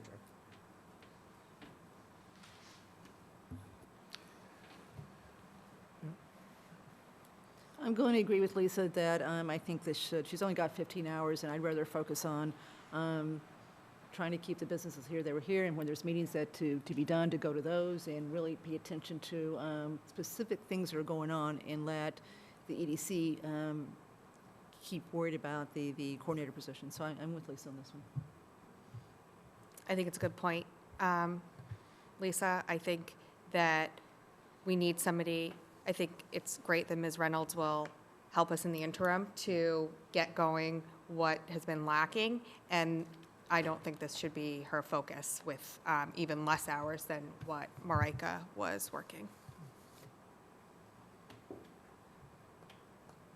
Sounds like we have a 3-2 vote, maybe? Or 4-1. I mean, it's not worth, I'm not- I worth don't arguing feel, about, so I let's think keep moving. Yeah, Can't agree on everything. yeah. no, I am fine. I think the point you're making, Elise, is that if someone wanted to do research about how the staffing of just have the EDC committee members do that. Well, this position's been vacant for all this time. There's got to be a bunch of catch-up work to do, too. So I just wanted to put, Claire knows this department, right? She knows the committee stuff, so she should be able to jump right in and be pretty effective. So, Just one other unrelated question to this. Any procurement issues with this being a personnel board defined position and filling it with a consultant? No, not in the short term. I mean, Okay. obviously, if you're going to make a permanent change, then Okay. obviously we need to look at the structure, but the intention of the contract is between now and June 30. Okay, So obviously, if we're in this same position or we haven't defined a different path forward for July 1, then we're going to have a Okay. conversation about it. got it. Thank you. Yep. All right, so it sounds like we are in agreement to remove this paragraph, right? Okay, make a motion to approve the contract to hire Claire Reynolds for 15 hours at $50 an hour as an independent contractor, with the contract in front of us, with the removal of the last bullet point on page 1 that starts with the word research. Okay. Your second? You're smirking, Sam. I'll support it, I'm not going to second it. Okay, all right. You're not gonna what? I'm not going to second it, but I'll He's support not going to go that far. Okay, we've got a motion second, so all in favor? 5-0, okay. All right, so Chief Achilles. Come on up. Chief Achilles has asked for approval to increase the ambulance rates for 4 different categories, and that was my problem. I don't know what these categories mean, so I just wanted you to explain what BLS emergency, these guys probably already know this, I don't know it. ALS 1, ALS 2, I assume mileage is just the mileage that the ambulance travels, and boy, that's $38 a mile, pretty good. So can you just explain what these categories are? Sure, and within context, in December, I sent the board, chair and the town administrator, our request to get support and approval to revise our ambulance rates. It's also known as the ambulance fee schedule. These are charges that are accepted by insurance providers. And the categories are basic life support emergency, which is a response that we do where minimal skills are done. ALS 1 emergencies, which are more robust. Skill set, and ALS 2, which is probably the top, where multiple skills and advanced procedures are provided. All right, The ambulance fee schedule was last revised in 2019, and in 2020, it was determined that due to COVID and also 2021, that we would not do this. We have a billing company that does our billing for us, known as Comstar. They provide on an annual basis what their average bundled rates are for their top 50 providers. So we try to align ourselves with that because it's a good benchmark. Just a note, it's very difficult to poll other ambulance agencies, even departments, to get their numbers. So this is just a really solid way to do it, and we appreciate the work that Comstar does.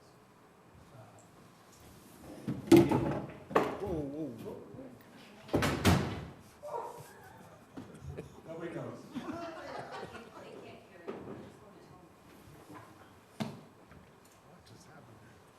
Is it on now? Yes. Hence the green light. oh me. Okay, so that makes perfect sense. Now, so now I get the rates, and so I see where you got the requested rates from. But there's no assurance that someone's insurance company is going to reimburse at this rate. It just depends on the insurance company, right? So you hope that you've at least got rates above their rates so that you're not leaving money on the table? Well, each private insurer will reimburse depending on your plan. Medicare reimburses at their fixed schedule, which is not near these. And I want to assure, just like we did last time, is that individuals, their insurance company or Medicare gets billed. This is not out-of-pocket money that they have, and we've been very cognizant of the fact if somebody's having a hardship, that if they supply for an abatement or some hardship, that they're not going to have an out-of-pocket expense. Okay. Based on some of the earlier conversations about the ambulance fund, I think this is appropriate. And I think that the rate increase, because we haven't done it over 3 years, is even more appropriate. So. Okay. And I'll answer any questions. Any questions, Sam? I got a question. So it looks like 5 or 10% bump in rates here, roughly. And It depends. Yeah, depending on the The BLS category. rate was off a little bit, it's about 11%. Yeah. But if you did it annually, it's 3. The ALS 2 emergency rate Yeah. is only about a 3% increase over 3 years, so about a 1% increase. Yeah, so my question is, are we actually leaving money on the table here in the sense that ComStar sort of sounds like a good benchmark, but do you think that even with this, we are underpricing relative to other communities? I don't based on think what so, you've heard because around? again, we're not as high as a private ambulance service, and I don't think the public would want those rates, and nor would I recommend them. I think there's some value of being a town department, and we've done very well with our revenue.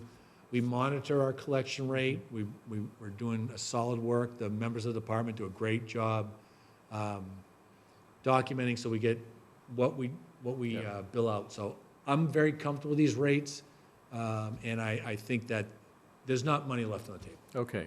Again, we're not taking out of individuals' pockets from people who Correct. can't afford to pay, which is the main thing here. But, you know, if we're underpricing relative to what insurance companies will reimburse, I wouldn't mind being closely aligned with it. And So if you you're also have to comfortable, realize that that's fine. Medicare reimbursable is far less. Yeah, so I that- understand, yeah. and Well, this- that's what's important, I would think, is Medicare. It's got to be primarily Medicare. So that's what I was trying to get to, is Yep. we want to have the rates above what the insurance company's going to pay. Yep. And so you can at least get the insurance. And we're reimbursement certainly 100%. above Medicare on this stuff, Yes, so. yes, and normally you are. Okay.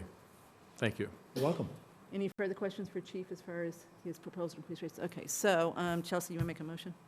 Sure. I move that the board accept the revisions to the fire department's ambulance fees effective, what do you want me to write? Today. Today, immediately, as presented tonight. Second? All in favor? 5-0. Thank you, and we'll let Thank you, the Chief. insurance company know, I'm sorry, billing Billing company. service know, and we'll sign that and forward it on. Thank you. Thank you for your support. Thank you. Thank you. You bet. Okay, moving on. So our first item under other matters is the first appointment to the newly approved pilot committee. As everyone probably recalls, at the May 2022 annual town meeting, there was a citizens petition sponsored by Ms. Fiore to create a pilot committee. It went to the state. The state changed some of the language in it, and we've got it back, and we're ready to now try to seat people on the committee. There are 4 people that are required to be on it as far as town departments, et cetera, and one of those is Select Board. You may recall that Ms. Fiore asked for it to be advisory, but advisory can't sit on another committee, so then she changed it at town meeting to be Select Board. So the only appointment we're going to make tonight, because no one else has stepped up yet, I think that's about to change, so maybe, possibly, is Select Board. So that's what we're doing tonight. So I would like to do that if the board pleases, only because I'm the liaison to the schools. So I think it would make sense that I did this too, but I'm certainly happy to listen to anybody else that wants to do it. I will nominate Ms. Cook as our representative, pilot committee. Anybody else? Okay, all in favor? Okay, so got 1 member, okay, and then we'll see, you know, as people fill out the forms, we'll start appointing other people and then talk to the other 3 departments that need to. appoint for a particular term, or? Yes, we Sorry. always forget that. I'll nominate Ms. Cook for a term through, Mr. Purple? I believe they're yearly appointments, so it's going to be June 30. June 30, 2023. Let's just do it that way for now. Yeah, so it will renew the same time all the other appointments I will renew. amend my motion, Okay, term. all right. Okay, all in favor of the amended motion through 6/30/23? Okay, thank you, so Yeah, that's and done. one other item for the board last night, Capital Improvement Planning Committee nominated Joe Palmer to represent them on the pilot committee. All right, so we'll So do when Joe we- next. So we'll do Joe next time. We do have a couple of volunteer applications. We'll see if any other committees give us a name before the 7th. Who are the other 2? Is Council on Aging is one. Who's the 4th one? I'd have to Because it was look. your article. Who could it be? He's the Rec, author. maybe? I don't know who else it No. could be. Library? All right, that would make think it sense. was All the- right, so I we'll think it was the figure it store. out and get them. Okay. Mr. All right, so that one's done. Next 2 are a little bit related, but we're going to talk about them one at a time. So we originally had the next one on as a report from Andrew, because he's our representative on the park working group. But there's a lot going on, so I thought we really needed to make this a full, thorough discussion, so everybody's on the same page as we march forward to town meeting. Okay? So I thought I would start off with the money piece of it, as far as the article goes, and then you take over and explain where you think the working group is. Sure, I think that the money piece is the larger part of the discussion, so. Well, I just want to make sure that we're all in agreement. I think we are, but because we've got an article saying that we want to fund the cost of the park for an amount not to exceed. That's what's intended, but I don't know that we officially voted on it. So if we haven't, we really need to vote on that to make sure we all agree with that article. Because the plan is to have the land swap article first, and then this one to come after it, with a presentation from the working group, assuming they get to the point they've got a concept that they're ready to present. Okay, so I thought, do you want to also talk about the money to prepare documents to get the bid and that discussion? Yeah, we should let everybody know what happened as far as where the working group ended up on that. You know, we allocated $20,000, up to $20,000 from ARPA to allow them to engage VHB to help get to the point they've got documents ready to be put out to bid. They're not going to have that done before town meeting, and many of the committee, I'm not sure everybody, didn't want to spend any money. So 2 meetings ago, they had Greg Russell and Michael, I forget his last name, from VHB on the Zoom, and Greg said they've got enough money left over from other projects that they are going to do this work with no further charge. So they're going to take, and this is where I want you to do this piece of it. So I just want to stop there, and then you can explain where you are as far as what they're doing. Can I ask one question for you there? Yeah. So the further work they're going to do is just a plan or bid documents as well? No plan, just a a plan. concept, Okay, just perfect. kind of like Okay. what they did the first time with the three drawings, okay? But I just want to make sure that everybody's is on board with the $250,000. It's in our budget, all right, that's what Brian's been using as far as free cash. But to be clear, that $250,000 is supporting a warrant article asking town meeting to approve Up transfer to, from free cash. up to. Up to $250,000. To be funded from free cash. And that number would include, if the land swap article passed, then that number would be inclusive of everything. So not just the cost of construction, but also whatever engineering work is done to prepare documents that inform a bid package that goes out. So the trade-off is when we discussed this before and there was talk of a more accelerated timeframe, one of the benefits was, well then, if both of those articles got approved, then the work could begin. Yeah, right afterwards. This Well, means that you the still work got would not planning be- board, there's still planning board work to be done, right? Which, you've got to appreciate that. They've got things that they've got to do. But we're just not going to get bid documents that fast. It's not going to happen. And so I'm trying not to steal your thunder here. I want you to talk about the park, but that night, Greg Russell was asked whether what he had seen so far that night, which was a plan by Patty Fiore and Sally Waters, there was one, then one by Freddie Gillespie, and then one that came in, I guess got emailed in during the meeting from Michael Weishan. So he has 3 to work with. He stated, he stated this in an email too, that he believes that budget is fine for some form of what he saw. He said there was similarities in the 3 of them. He really thinks he can come up with something that looks like the 3 of them, that they're not, far apart. But he does believe the 250 is plenty to do the light touch park. And the reason the number makes sense, and this is why I want to keep honing in and making sure we emphasize, is the E.H. Perkins contract that had the park in there, total park in there. There was a change order done it to take out $240,000 for the park. So that's what they said the park was going to cost. We got a grant for $290, so it seems to make sense that we spend something close to the $290 on the park. That's what we got the money for to begin with, is to build a park. So the number has a reason into it, and that's what Brian is taking out of free cash to use for it. So that's why you'll see the free cash from last year, $250 being subtracted from it, because it's going toward this in that article. But I don't think we've officially voted on this article, so I just want to make sure that we keep I think how the discussion that VHB had at the working group relates to this is that, again, emphasizing, as you said, that the 250 number is a safe number to use. So I have a question about the money portion and how you're planning on explaining that the reason why we're asking for 250, right? So I understand it. I don't think I got it the first time around, but I got it the second time around. Well, that's a start. Yeah, no, I If you don't understand. it, then probably don't have much of a shot at. But essentially, if you take out the other ads that we did as part of the bid, so forget about those, Yep. you added $240,000 back into road money. We did.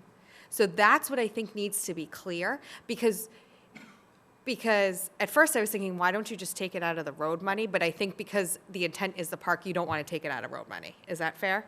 I'm trying to, some of the constructive criticism we Yep. have received is that we want to know what this park is going to cost. We want a light touch Yep.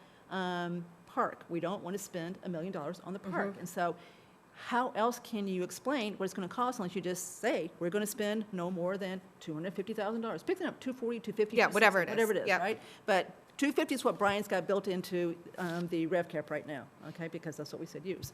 So I just want to make sure we all five understand that, so we all five can explain this when asked as far as where this cost is coming from. I'm sorry. Go ahead. I just think it's important that whoever explains this article at town meeting explains that it was taken out of the bid. Forget about the other stuff. I agree. It was taken out of the bid, it went back into roads, and actually, you can even show that it went back into roads, right? So that's why we had more road money when we went out to bid for the Exactly. bid we just did, Yep. right? And we're good on that, so we're using it towards roads.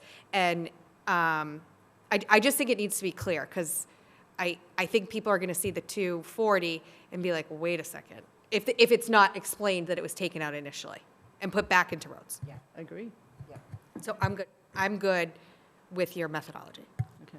And I just wanted to clarify that in terms of the order of articles, that we're all on board that the vote on the land swap would come first, because if the vote on that was negative, then there wouldn't be. Why bother?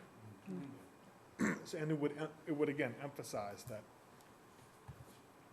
not seeking to spend any money on this unless town meeting agrees to the swap of the land in the first place. So I've said all I wanted to say. Do you want to say any more about the progress of the working group, where you think things are going? So, moving along slowly, the next meeting is scheduled for Wednesday, February 8th, and where I think we might hopefully be headed is, again, so there is the offer from VHB that there can be one other, it's a drawing, right? A depiction of the design that's going to fit the budget parameters that we talked about, but not so detailed that it could inform a bid package, so that there just needs to be some discussion among the working group about what message is sent back to VHB about what changes should be made. What are the common elements that should be in that next design? And, I mean, the main last two visual things were Ms. Fiore's plan, and then also Freddie Gillespie had prepared a plan, which there was a lot of discussion about the last meeting, that, I mean, one of the main changes is that in her plan, there's a rain garden. There's actually a sump put into the I believe, the existing drainage there, so that, you know, if you had a rain garden there, this is something that could help absorb some of the water and also beautify, be a design element of the park. So hopefully maybe just 2 more meetings of one to provide the further instructions to VHB, one to get back the last plan, and then that would happen before a town meeting. But I can't presume anything because this hasn't been, there, the next meeting is on February 8th. That's kind of what the agenda is set up to have the direction of the meeting go. Yes, yes. You have an audience. Can I ask one question, quick question first? And again, this is thinking ahead now. If all goes well at town meeting, is there any thought from this board as far as naming of the park?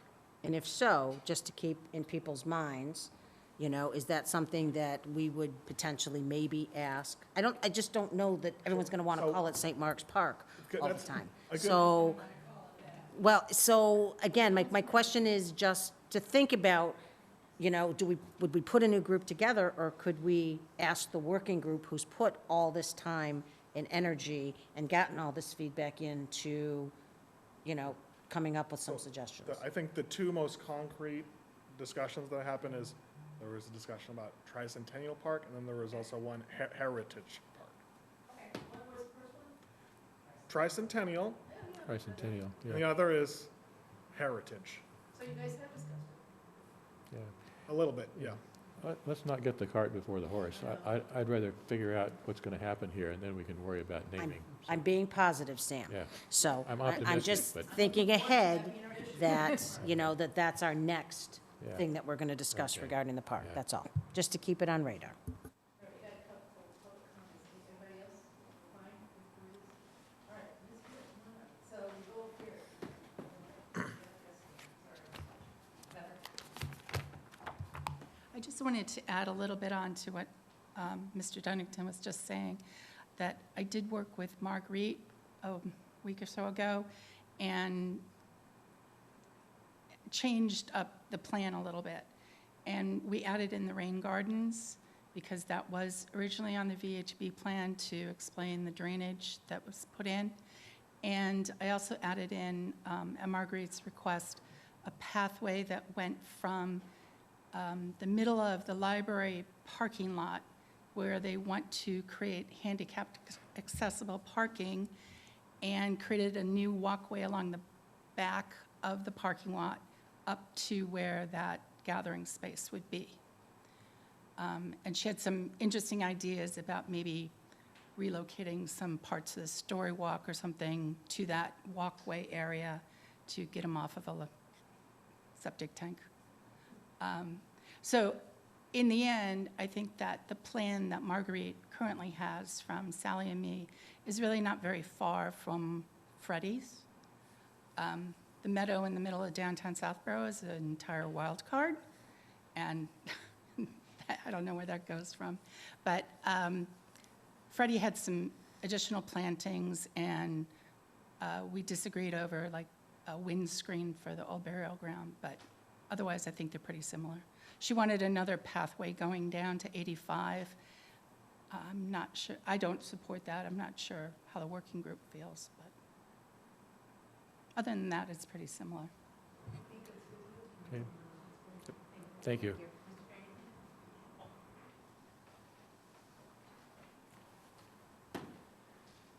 Hi, Grant Jarrington, 58 Flag Road. Just wanted to note that in the charge for the working group, that coming up with a new name for the park was part of the revised charge, so I don't believe there'd be a need for another group to do that.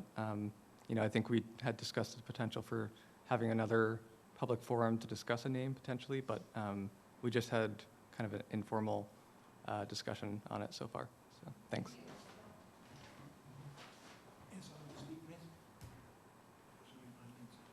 I haven't recovered from my hip replacement completely. Okay, on this park, I think it needs to be said completely plainly, this park is a waste of money. Let me go through several things here. The state did not want the park to be up on this triangle, this remote location.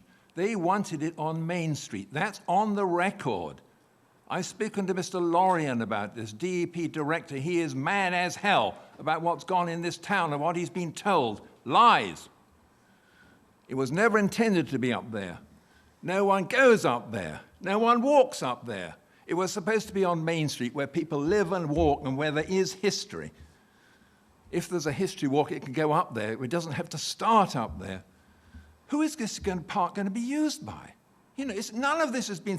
You simply decided there's going to be a park because you got a grant. That is not an excuse to build a park because you were given money, and then you misspent the money. You misspent it, and Mrs.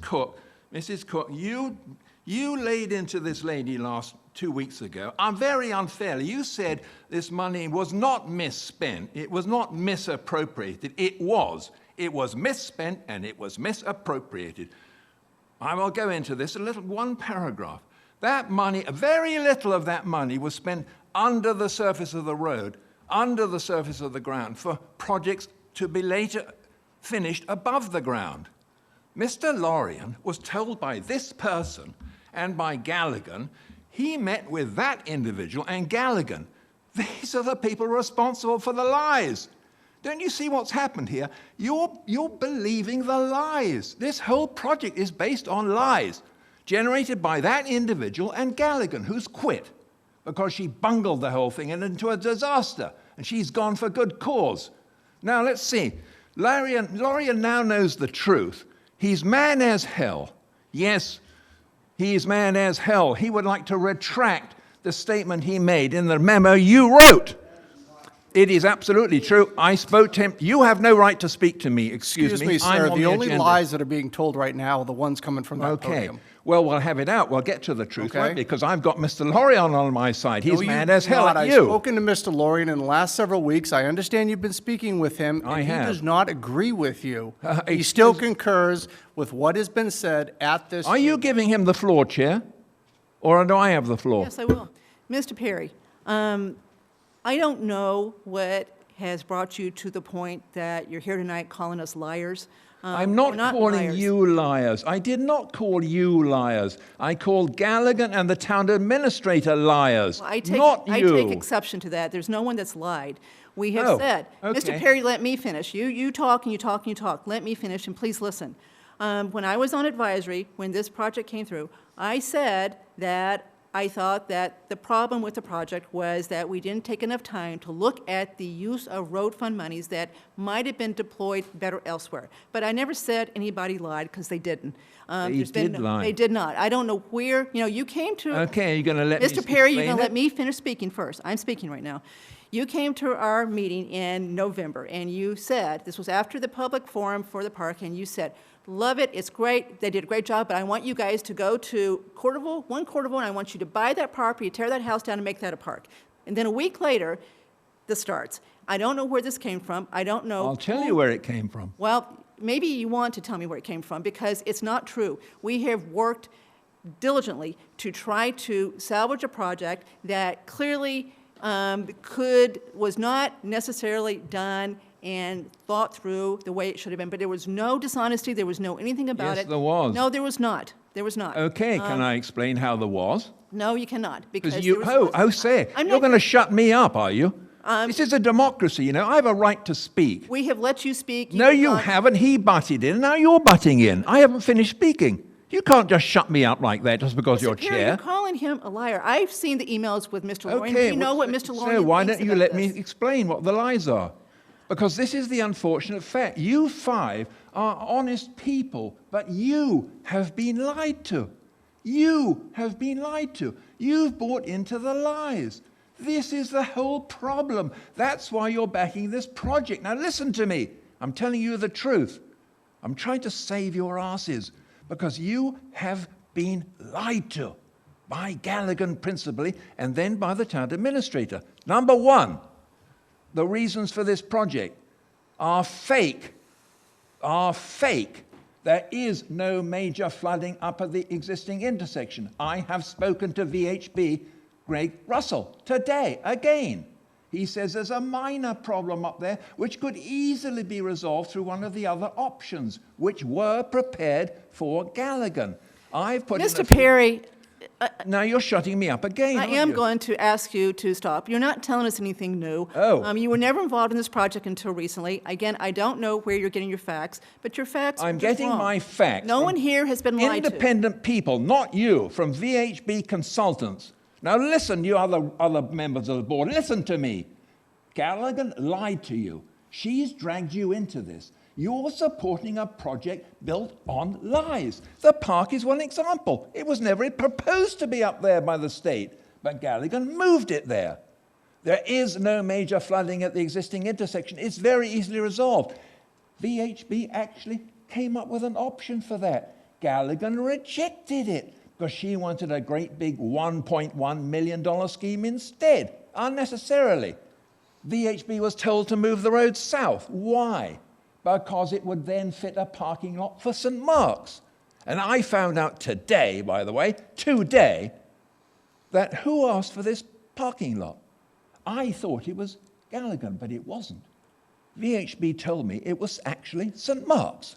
And St. Mark's denied that to me 2 months ago when I spoke to the business manager. He denied it. Now I know the truth. St. Mark's asked for that parking lot. They requested the road be moved south. That's why the trees were cut, because the road was moved south. Do you see how it's now falling into place? Okay, Mr. Perry, thank you very much. Okay, I'm being shut up again. Well, I'm going to write this all up, and I'm going to have it published in my Southborough. And you're going to face the bloody facts here because you have been lied to. I'm trying to save you. Don't you understand? You're not the Mr. problem. Perry, we're trying to You've been lied finish to. a project that needs to be finished. Okay, Okay, so there thank you you. are. Momentum. You're stuck. You see? You're stuck. You spent $500,000, and now you're going to go to town meeting and say, please, I need another $500,000 to finish something which never should have been started. Thank you. It's not justified. Thank you. Don't pour good money after bad. Thank you. God. Okay, so It's like a rock in a we're hard gonna place. move I'm not on. giving up. You can shut me up, and I'm not giving up. I'm going to come back again and again until you listen to me. And I'm not the only person who knows the truth. She knows the truth, and you shoved her down last week. Mr. Perry, you're not giving the truth. I can counter a number of facts that Okay, you said. do so. And you're right, there probably is nobody that has read more of the documentation on this project than I have. Well, I've spoken to the individuals. I've spoken to Mr. Lorien. I've spoken to the individuals at VH. Okay, we're moving on to the. One very important suggestion. And this is a Mr. Perry, we need to keep. We are going on to the next. Suggestion. You know, town meeting is going to be chaos because it's going to be opinion. There's one way to eliminate the opinion. One way. By having an independent civil engineering firm evaluate the existing intersection and the new one and tell us, is our money well spent by spending another $500,000, or can we actually spend $5,000 up there and keep the old road because there isn't any big problem with it? Thank you, Mr. That's Perry. the way to Mr. come Perry, up we are with moving on to our next that. agenda If you item. don't come up with an independent engineer, we will. Okay, I'm going to start talking about the memorandum of purchase and sale of real estate, which is our next agenda item. And we have with us our esteemed town council, Mr. Tellerman, to help us through this one because it is a legal agreement. So everybody has had a chance to read this. When we met last, we hadn't had a chance to read it, so we didn't discuss it. So since then, I assume that everyone has gone through this and understand what is proposed. Thank you, Jay, for coming up. So I can tell you that there's a few things that need to be changed that are minor cosmetics. We can go through those, but let's start with what I think is the substantive issue, which is the retention of a form of the original license agreement. So you correct me if I say anything wrong, okay?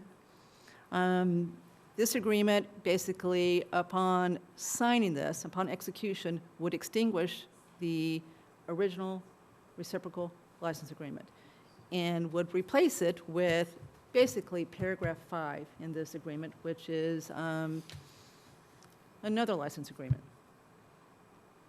Okay? You heard Mr. Hamilton tonight. I think that you've heard from others since this was first made public, that there are those who are trying to be constructive, who believe that retaining any form of that license agreement would be a poison pill for this agreement and would like to see it removed completely. So I think that's our issue tonight, and we want to hear from Mr. Tellerman. I just want to make clear for the record that the select board did not ask for paragraph 5 to be put in here. This was an agreement between Mr. Tellerman and St. Mark's Council. Andrew, feel free to fill in here, but I understand why you put it in here, is to protect us. If the land swap does not get approved at town meeting and there's no license agreement, we have no plan B. We have no ability to continue to work on the pile of dirt. So I understand why it would be in here. He's trying to protect us and give us a recourse if it doesn't pass. But there are enough people that think that that alone will get a no vote that I think it's worth us talking about tonight as far as whether we want to remove it from this agreement before we execute it. Yep. Okay. All right, so Jay, would you like to respond to that, or would you like us to keep talking? I don't want to say anything. When I look at you, I know. Okay. Keep going. Okay. I'm not sure what, in terms of response, you stated fact. Jay, hold on one second, I don't think the microphone's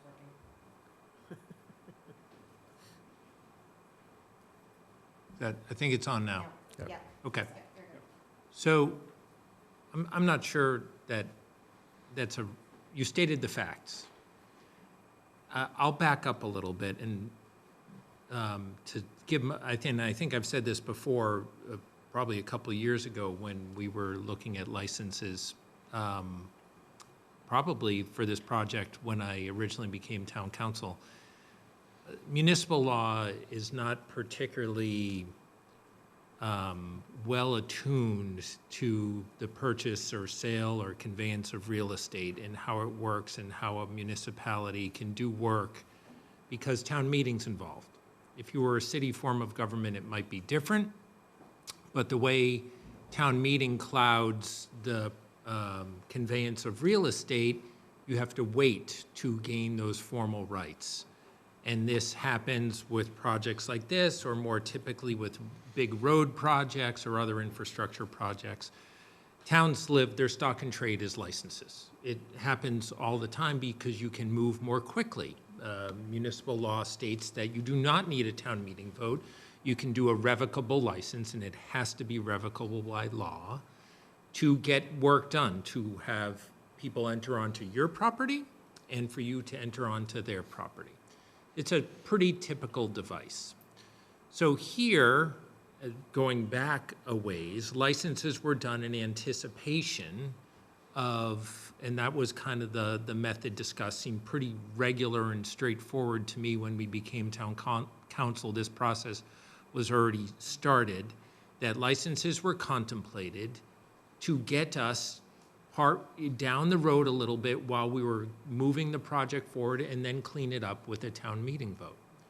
And so those licenses, reciprocal licenses, which all look like easements, the only difference, the only distinction is that they're not permanent. They have to be revocable by law. And those provisions are baked in, but they're meant to be placeholders. So those licenses, that reciprocal license agreement, which I put the final language on after I became town council, was agreed to by St. Mark's, and then everything else that happened in between, and we don't have to recount that. As we move forward to this agreement, and we'll skip over all the intervening events, as we move forward to this agreement, Mr. Helwig, the St. Mark's Council, said, well, the original licenses are fine in their form, but they contemplate a different order of events. And we're contemplating now with this land swap a different order of events. So rather than amend that original license, which we were originally thinking of, because my original draft did not have these license terms in, it was preserving the original license. He said, we should essentially create something new. If you need license terms, and the reason why we need license terms here, or one reason to have license terms here, is so we can work on each other's property. So we can work on each other's property now, and even after the project, the land swap happens. And the latter of which is important because it's not so easy to do work, and if you remember the color-coded exchange of parcels here, they're pretty narrow, small, and if you have to step foot on someone else's property to dig a hole on your property, then these licenses help. We could do cross easements for that too. Same thing, really, is meant to be temporary to facilitate the project. In any event, to preserve the status quo prior to the approval prerequisites in this agreement, St. Mark's Council and I said, let's just put in essentially the same license terms, but more modernized to get us here. And let's put in, if this doesn't happen and the parties want to keep doing the project, if the conveyances don't happen, then the license stays in effect and the parties can choose or not choose to complete the project, but at least those permissions are in place. And further, even if the conveyance does happen, to facilitate us working together and perhaps parking a car or doing something else on each other's property. And I think this is in the last section of paragraph 5. Let's make sure that we retain those license agreements for those purposes too. So it was really just a practical device that's used over and over again. I could probably open up my computer and find 150 license agreements that I've done in the last 5 years, and not all for different purposes, but a lot for municipal infrastructure. So that's what was contemplated. Obviously, this has kind of taken on a life of its own in terms of the objections to it. I don't want to be so cavalier as a lawyer to suggest that people shouldn't be concerned about the way a municipal government operates, but this is fairly routine. How that factors into making a policy decision is a decision that the 5 of you have to make here. If we remove licenses from here, you can do that. It makes it really difficult to do work, the work that's contemplated and future work here. So that's just reality. It makes it difficult if the land swap is not approved. It would, right. So, correct, and it would make it a little difficult if the land swap was approved unless we baked some easements into that land swap. So you're correct. If the land swap is not approved, then licenses would have to remain in place, or should remain in place if there's an aspiration to do that work. If the land swap, and don't forget, the land swap as it's contemplated doesn't happen right after town meeting. It's the actual exchange of property requires a second event as well, which is more in tune to the discontinuance of roads. Now, those puzzle pieces can be moved around a little bit, and it could be accelerated with St. Mark's agreement, whereby that could happen sooner. The discontinuance could be moved forward a little bit, and then there could be some work there. We couldn't accept the new layout of the road until we have a layout of the road, so that's still a future event, but that's not necessarily going to hold up a land swap, so to speak. So. But if we tonight agree to remove all aspects of the license in here, which is mostly paragraph 5, then we really are left with no recourse. So let's assume it passes. The land swap passes, we take it out, it passes, but we still can't do any work legally on the land that we're going to receive and that they're going to receive until these other pieces of the puzzle fall into place, like the planning board approval, for example. St. Mark's board has already approved this, but of course now this would be a different agreement. We'd have to go back to them and have them reapprove. So we still would have a period of time that we wouldn't be able to still go forward until other things that are outlined in here are done, correct?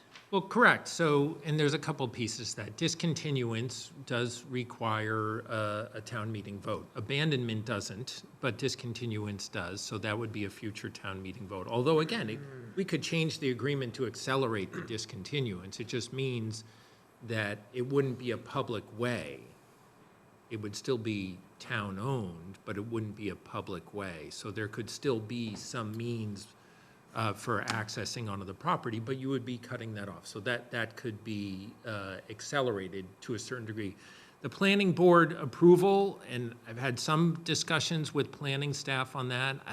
It's really only on the St. Mark's side from my understanding of the planner's interpretation of that. I take that at face value, that by the letter of the zoning bylaws, what St. Mark's wants to do on their side with respect to, say, parking, could require site plan approval, not a special permit. They are Dover protected, Dover Amendment protected, so that process, even though it's still required to take place, it would be fairly perfunctory. So, but again, it takes time. People have to put together plans and apply to the planning board. It's a non-discretionary permit, meaning they can't really deny it. And then you throw the Dover Amendment overlay on that, and it's really very little sense of really kind of municipal discretionary permitting under zoning. So not a significant hurdle. That was put in there by St. Mark's because they wanted to make sure they had that safeguard in case something blew up on the zoning end. It's understandable. The hope was this, that if this were to be approved, the swap approved at town meeting, that we could start work pretty soon to take advantage of the spring weather, not wait till summer or fall town meeting to finish everything else. So it sounds like we may be able to get there if it gets approved. Okay, so here we go. Andrew, I'll put you on the spot. What do you want to do with the license agreements that's embedded in here? Sure, so Okay. I've thought a lot about this over the last couple of weeks, and I've also talked to Mr. Talaman about it. And maybe I'm just gonna offer some kind of thoughts here about, so like what the value of the license agreement. So it makes sense to me that if there is a positive town meeting vote on the land swap, so that there's then a potential gap in time between where there's that town meeting vote and the actual closing where deeds are exchanged, that would make sense where they receive some support from town meeting and that you would want to have a town contractor or agent have the right to be on the St. Mark's parcel, just doing some kind of preparatory work, right, in advance of there being an actual closing. But one thing that has not really made a lot of sense to me is the grant of the license back to St. Mark's, which is on a public way, right? So even under the existing license agreement, we granted to St. Mark's a license to, you know, construct improvements on, do work on, et cetera, a public way. And I think they have no intention of doing that, of course, because it's a road. So where I'm going with this, overall, I like the idea of taking out the license. The provision in here in paragraph 2 that says at the end, provided, however, that such failure, that would be the failure to obtain, such failure to obtain the approval shall not affect the validity and enforceability of the license terms contained herein. So, I mean, the problem that partly is just kind of a political problem that, unfortunately, the license has become like a.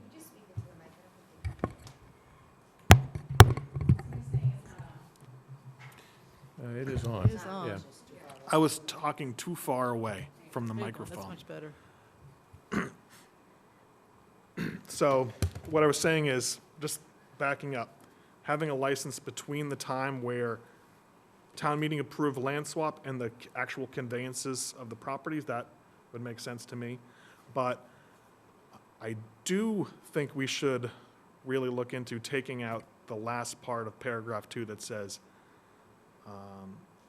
failure to obtain the town meeting vote approval shall not affect the validity and enforceability of the license terms contained therein.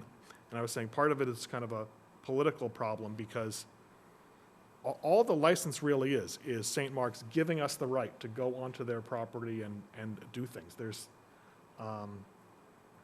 that's something that's just a benefit to the town, but I think people mistrust that. They believe that that's because of how things went before, that's akin to committing to doing work on the property where we really have no intention of doing that. So, I mean, if you took out the license agreement, I've thought about what concrete things would the town be giving up, no pun intended, but one would be, you know, there's some infrastructure, drainage improvements, which have been put in at that site, where maybe the town has a long-term interest to, let's say, town meeting doesn't approve the land swap. You could see a situation where the town would still want to go onto the land that is owned by St. Mark's and maintain some of the drainage structures that are there, right? That would be a value that the license agreement would give you. But I tend to think that there might be another way of working around that directly with St. Mark's in a situation like that, where the town meeting, if the town meeting didn't approve the land swap and we then wanted to go on and maintain the drainage infrastructure that's on there. So, you know, I know one thing which is very frustrating about this is you have an agreement, it's gone on for months and months between your counterpart at St. Mark's and then if we have changes, we are like, you gotta go back to St. Mark's, and does that upset the apple cart here? But what I'd like to think is that if we take out the license agreement, that the portion of the agreement that says failure to obtain a town meeting vote approval means the license is still in effect, is we're basically telling St. Mark's, we don't need this license that you're offering for to do work on your property, because town meeting will have said, we don't want to do that, right? And that you're not really losing anything either, because you've never really had any intent to actually use this license to like go on to St. Mark's Street and start building things, because you could never do that until the road had actually been discontinued and moved, right? It would make no sense to have St. Mark's go on and putting improvements on St. Mark's Street unless St. Mark's Street had been reoriented, there was a new St. Mark's Street. So I hope what I've said makes some sense here, but I mean, bottom line is, I think of like, what would be the town be giving up if a continued license agreement was taken out? The one thing I can think of is you'd be giving up the right to go onto the St. Mark's land to help maintain the new drainage infrastructure. But if you gave that up, I feel like there's a good enough relationship with St. Mark's that, you know, there would be some, you could deal with that on a situation by situation basis without having a existing reciprocal license agreement. I think I mean, short of them assuming all the responsibility and liability with your work, what they'd be, that situational kind of ability to do work on their property, there's a word for that, and it's a license. So It's not reciprocal, though. So, I mean, if that was the case, then I might recommend, if the concern is based upon them doing work on what remains a public way until it's a discontinued public way, if that was the concern, then we would change the sequencing. I don't think you'd get rid of a license. You'd say there'd be an understanding that that work won't be done until there's a discontinuance of that public way.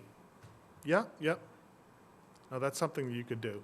So, and that, I know that that's been a discussion in a conversation I had with Ms. Malinowski. We talked about moving up, perhaps, in the schedule, rather than next year, perhaps, doing a discontinuance. There's nothing preventing us from doing it now. It just means that there's no through road there while people are doing work. We could then change the construction sequencing in the rest of the license terms with St. Mark's. I mean, because the road wouldn't exist anymore, so we could do that work immediately. If you didn't do that and you saved that for later, the discontinuance for later, then we could have some kind of agreement to like, provided, however, that no work shall be done in a public way until it's discontinued. Okay, easy enough to do. I ultimately am going to defer to a policy decision that this board makes in terms of what kind of agreement you think is out there, because it's your call, and like you said, a lot of this is political for good or ill. That is perhaps what it is. If there's no existing license, even if it was just a one-way license, then essentially work stops, because there's no means to do it. But I think the whole intent of what we're trying to do is that work doesn't go forward unless there's a positive town meeting vote. And Right. so I guess the issue Well, is, but that's a policy question that you all would have to vote on and then deal with the ramifications and the grant and everything else like that. That's fine. That's, again, a policy question that you can have. If town meeting isn't in favor of doing this land swap, then you can kill the project right now. No, there's no need, there's so, no but I think requirement the that you go basic forward. question that why people are, wanna go? I just have a question on what you're saying. I just want to make sure that I understand correctly. If we take out section 5, doesn't the old license still stay in place? So I'm kind of You'd have to take out all of the right, if you take out all So- we'd have to change a lot of terms. Right, so that's why I'm confused. If we're still talking about, Take out the last sentence of 2, 3, Well, and 4. And there's already a sentence that says that the old license agreement is terminated. Sorry, to sorry. Okay, clarify, let me start all over.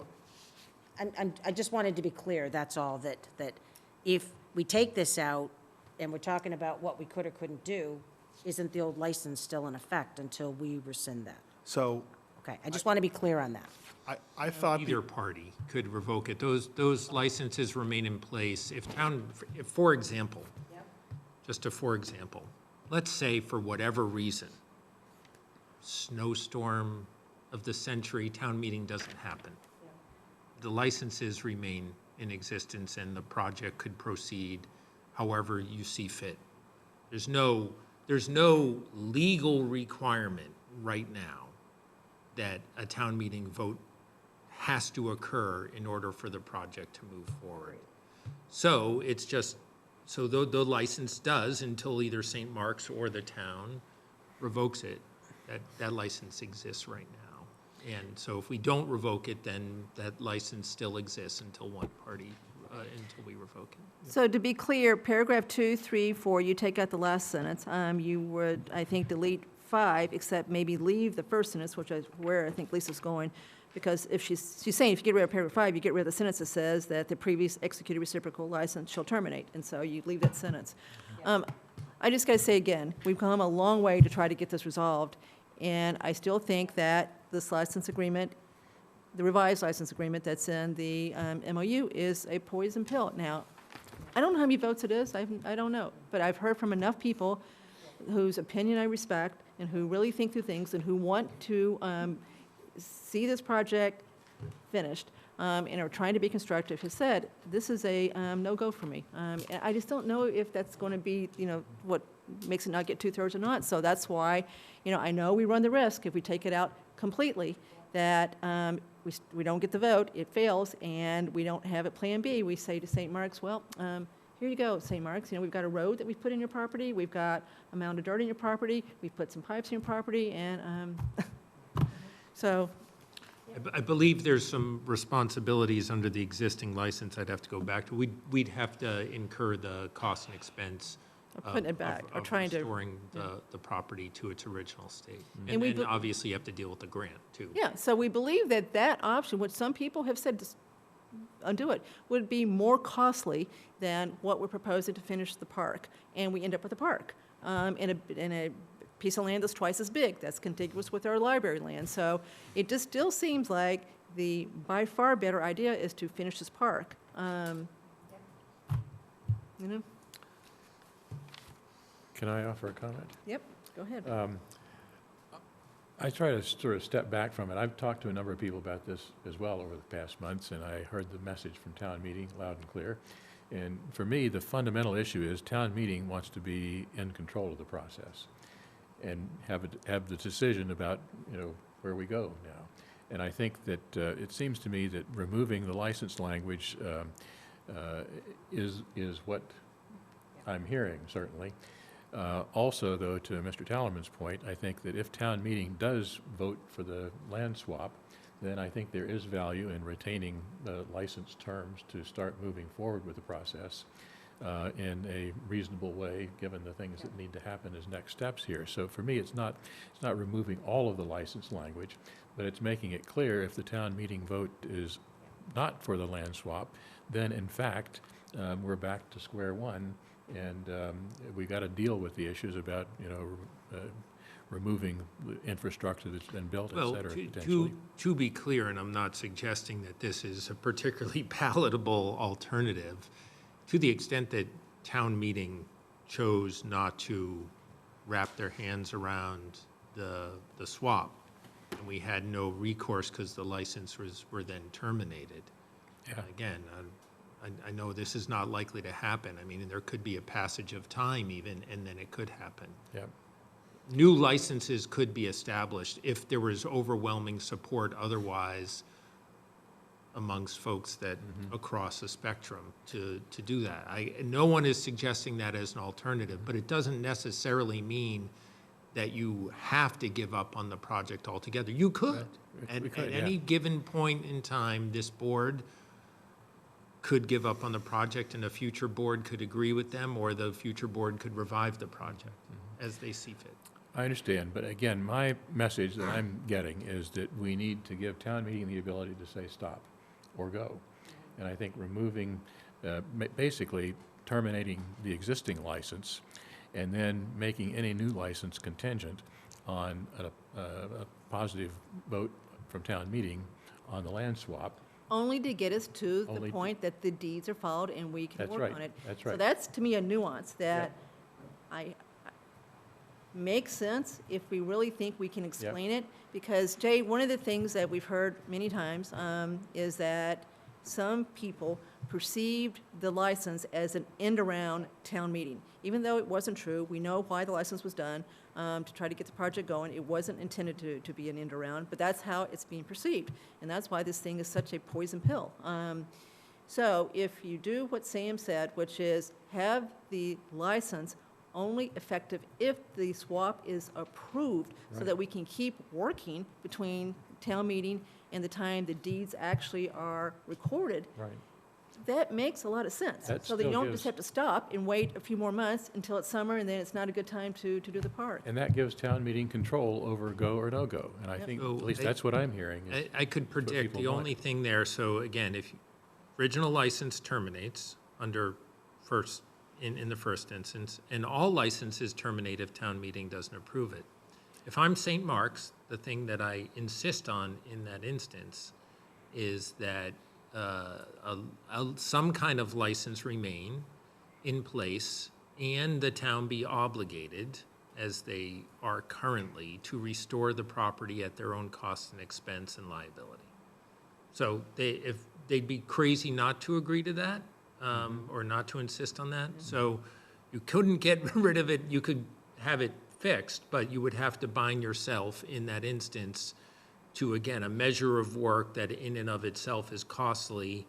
And obviously then you have to deal with the fallout with the grants and everything else, where there might have to be money repaid or whatever money is money, so. Yep. Yep. And I think that's our option at this point. That, to me, is a, I guess, more practical solution and more responsive to what I think I heard at town meeting and afterward. It is pretty ugly in a variety of ways to have to do that, but we can't simply walk away from it. I think you're correct. We can't say, town meeting votes no, therefore all licenses evaporate and we walk away. Can't do that, I don't think, at least without St. Mark's at least getting upset and at worst suing us to remove all the stuff we've done there and restore the property. So that, to me, is the logical step forward, and it gives town meeting what they've asked for, which is control over the process. I mean, your options exist across a pretty wide spectrum here. It is, whether folks would consider that practical or not, or political or not, is again, it's a policy question for the five of you. Yeah. Well, just also that what you're anticipating St. Mark's next move would be, that is, but it's not necessarily, we don't.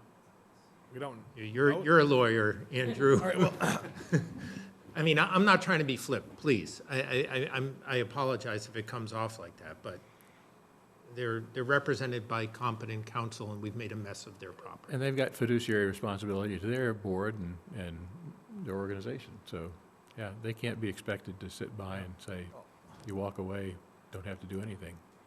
At least I wouldn't if I were in their shoes. I think we have to anticipate, because if we're having a frank discussion on what-ifs, we Yep, have to okay. anticipate that as a what-if. I follow that. Yep.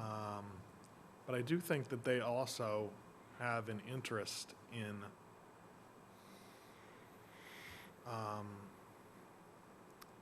working with the Southborough Select Board on having a language in this agreement that's going to be,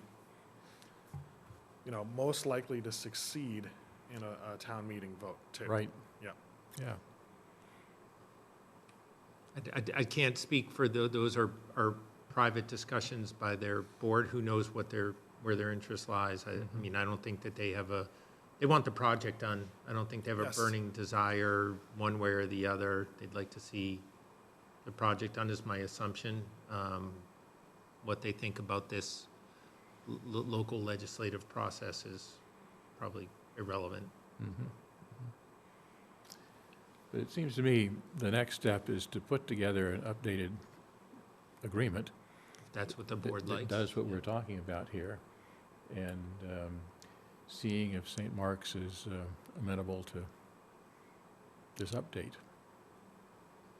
And do we all 5 agree that that updated agreement would continue to get rid of the old license agreement, which this already did, and keep the license in here that would only be effective if the land swap is approved, just to give us a right to continue to use the property between the town meeting vote and the time the deed's recorded, other than we also have to have a way to, if the land swap doesn't get approved, we've got to have a way to go back and undo everything. Do whatever St. Mark's Yeah. needs to undo it. And I think the contingencies are still in there, are they not, Jay, in terms of the planning board and St. Mark's board? And there were 3 Well, contingencies there. if there's a project, that contingency remains. Right, if there's not a project, then there's there's obviously no planning board approval Right. required. But if the town meeting vote is positive, then the contingencies They're still there. remain, and there is some amended license language that allows the town to continue to do the next phase Probably of be, work. all the terms that are in there currently Yeah, would yeah. remain, yeah. But if the town meeting vote is not positive, then all of it evaporates, and we've got to do some restorative work. We've got to have a way to do that restorative work. Yeah. Chelsea, anything? For this piece, go ahead. I have questions. Something else, but go ahead. So what's the timing between town meeting vote and filing a deed? As soon as we certify the vote. Well, I mean, again, it's a two-parter, so Okay. it's based on a couple of different approvals, right? That those are defined terms in the agreement. It's not just town meeting vote. Right. So it's on the completion of all those items. It's defined as the approvals, I believe.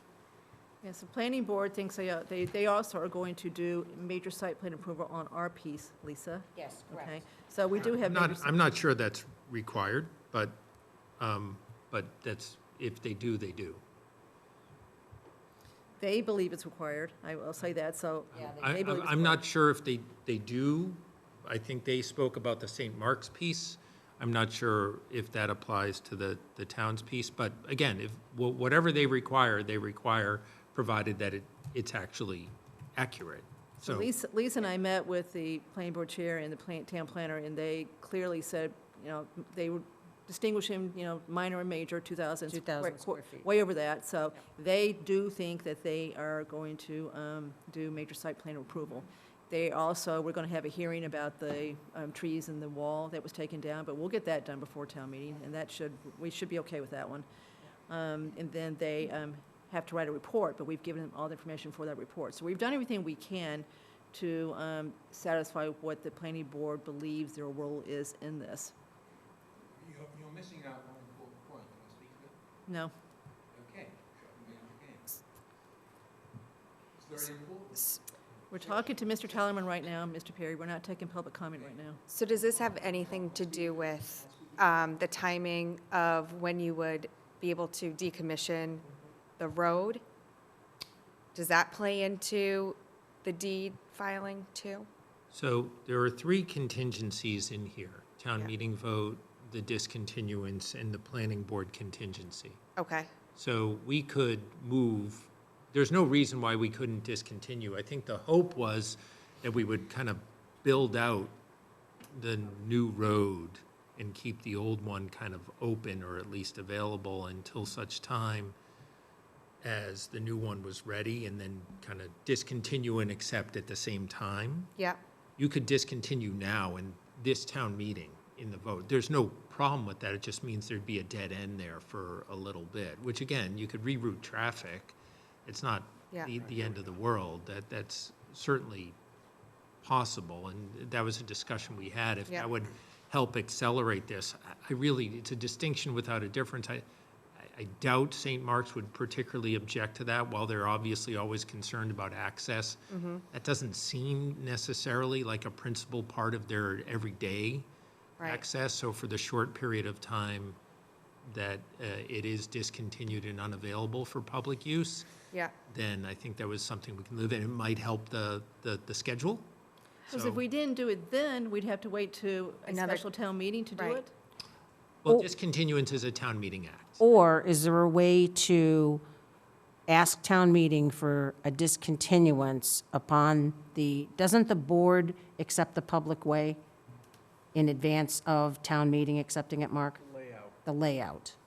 So is there a way to do it that the discontinuance, ask town meeting to discontinue? No, so No, I okay. looked at that question. That is a good question. Discontinuance is effective upon a vote. Acceptance, on the other hand, is contingent upon the actual transfer of property. So acceptance happened, you might already own the property, so it would be effective immediately, or it would be effective no more than 120 days following town meeting, and during that period, there would have to be some kind of transfer. Discontinuance is effective upon the actual discontinuance. I wasn't able to find any support for a contingent discontinuance. So I was trying to think of a way that we could have a land swap presented to town meeting and not have to have any sort of license, which is why Jay and I talked about voting at this town meeting to discontinue the road, dead-ending it where historical comes out onto St. Mark's, and have that be cut off only while the new road is getting constructed, because you need to get the land from St. Mark's to be able to complete the new road, right? The old road has to be discontinued in order to give St. Mark's that piece of the land, but you can't give it to them until it's discontinued. So those were kind of my thoughts, but I'm along the same lines of getting rid of the license. That's the same, I'm hearing that consistently as well. I just have a follow-up point, question. So I'm looking back at the reciprocal interim license agreement that's in effect now. So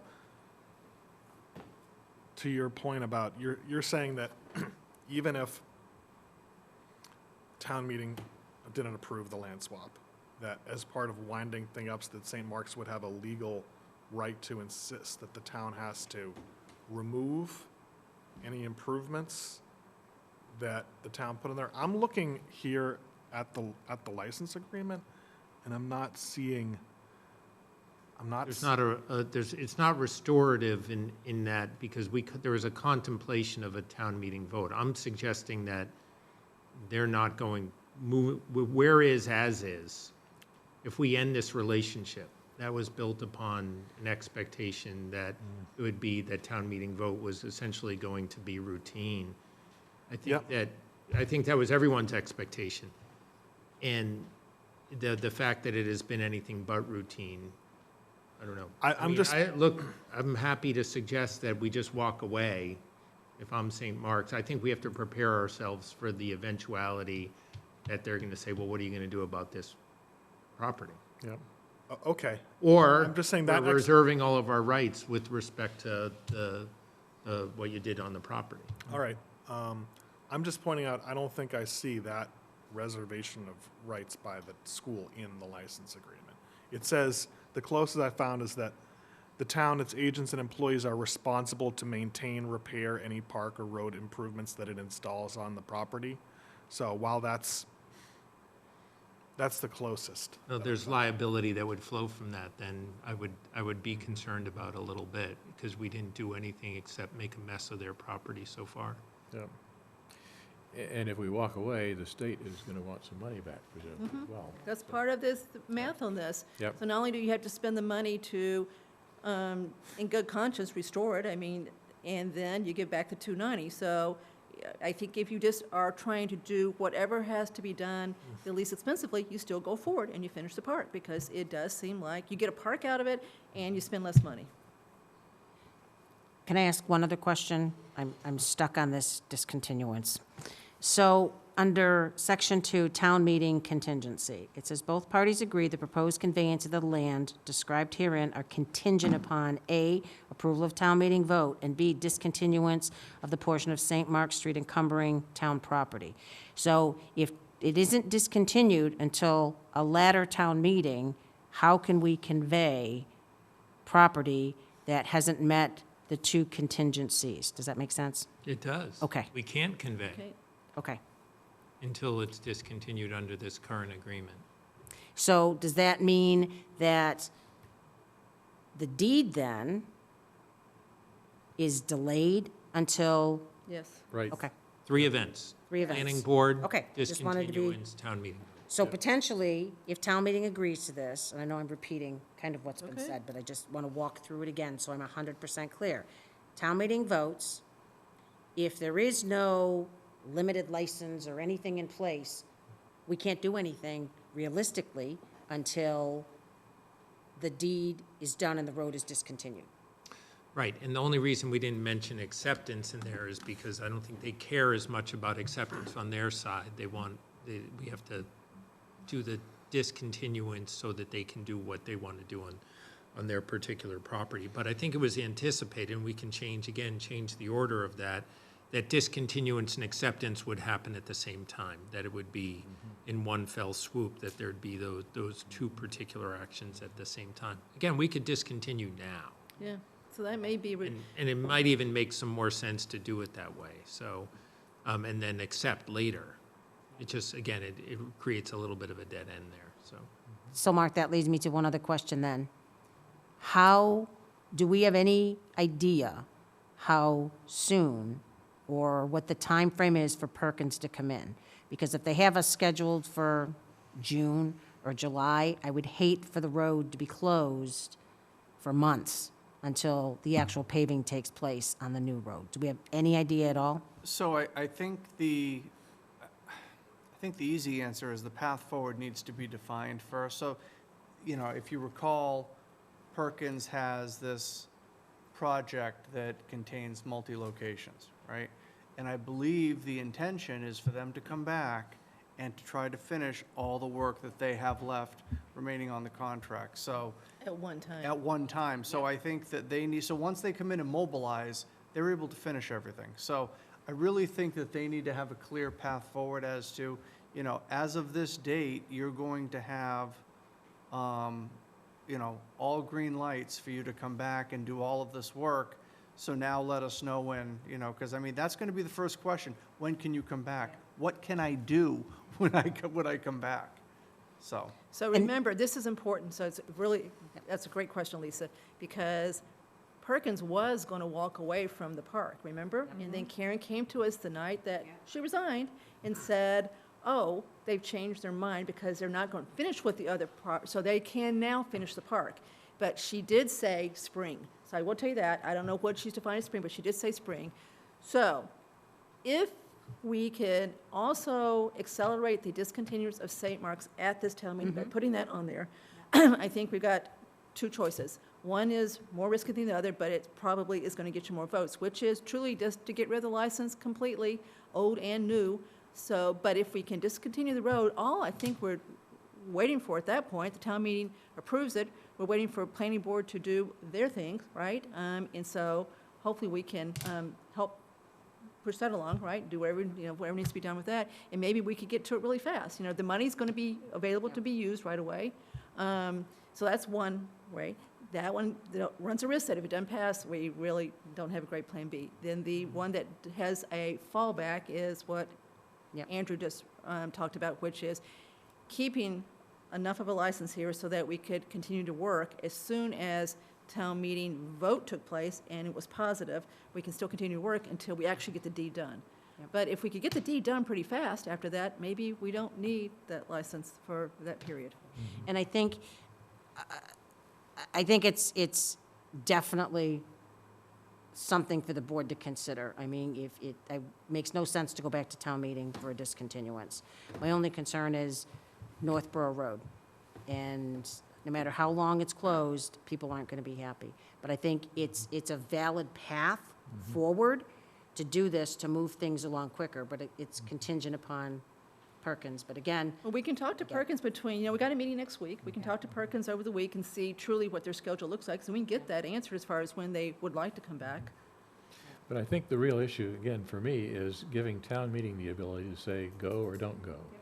And if they say go, then it would seem to me that it makes sense to bundle whatever we need to do to allow us to go. If they say don't go, then we got another problem that I don't have a perfect answer to. Yep. But I think I'm prepared to listen to whatever town meeting says with that. Yeah, Bonnie Faniff, I saw her at one of the working groups, she said, you got to put the road on here. And I said, okay. So she said, you got to put the road on here at the same time. So she actually thinks it should be here. She was select board for all those years. So maybe we take the next few days, really think about this, and then try to make a decision next week. Well, I think it's an easier path than we think. But I think we all may seem to agree we should put the discontinuance on the road on this warrant. I'm ready to bundle them and I think put it that on the makes warrant. perfect sense. Yeah. It's quite practical. I think the St. Mark's should be willing to accept the fact that we're going to have some short-term inconvenience in order to perhaps accelerate the project. And Jay, can you just explain how you would dead end the road, like what the process would be outside of the discontinuance? Because you're not going to, If we didn't have a discontinuance, the select board could take a vote under a different section of chapter 82, section 32A, to abandon the obligation to maintain it. So we would have to do that for the section that would be from where the historical building comes out to the new road, because that would still be a public way. Or a little farther down there, because there's St. Mark's driveway that they've got to have access to there. Or, Yes, I mean, Okay. the alternative there would be to change some project sequencing so that it could stay open for the entire duration, and we would change some licensing terms and make sure that this work is going forward now and that work isn't going forward until the new road's done. But there's a whole bunch of ways to do that, but yes, you could do something short of discontinuing it, but protecting you from a liability perspective. So that statute exists Okay. to have, to relieve a town of liability because a road becomes impassable or because there's some kind of temporary disturbance in some way, shape, or form, or permanent disturbance. Some construction disturbance or whatever. We use section 32A somewhat frequently, not only for when projects are going on, because sometimes someone says, by the way, did you know that's a public way, dating back to, the last century, and someone's gonna fall and hurt themselves in there, or a car's gonna get damaged in there, so we scramble and we don't have any intention whatsoever with respect to that public way to bring it back up, because no one cares about it except kids that are out there playing on it. So we sometimes abandon them while still maintaining the kind of public aspect. Yeah. So again, that seems to me to be logical, to give town meeting the choice. And if they say go, then it seems to me it's fair to expect that they would approve whatever we need to do. Right, in other words, if they say go, let's accelerate everything we can so we can start working on it immediately. And that includes some of the license language, so we can start work on those things. I don't even know that you need to do that. Yeah, so I don't one even way know to that do you is need to to get do rid that. of the license completely. As long as we know we can start quick, we don't have to worry about a 5-month time lag, Yep. right? So as long as we know we've got a way to discontinue the road at town meeting, this town meeting, right? So that the only lag, it seems to me to be when Perkins can start and when planning board, if they do, right now, we think they've got to do major site plan approval.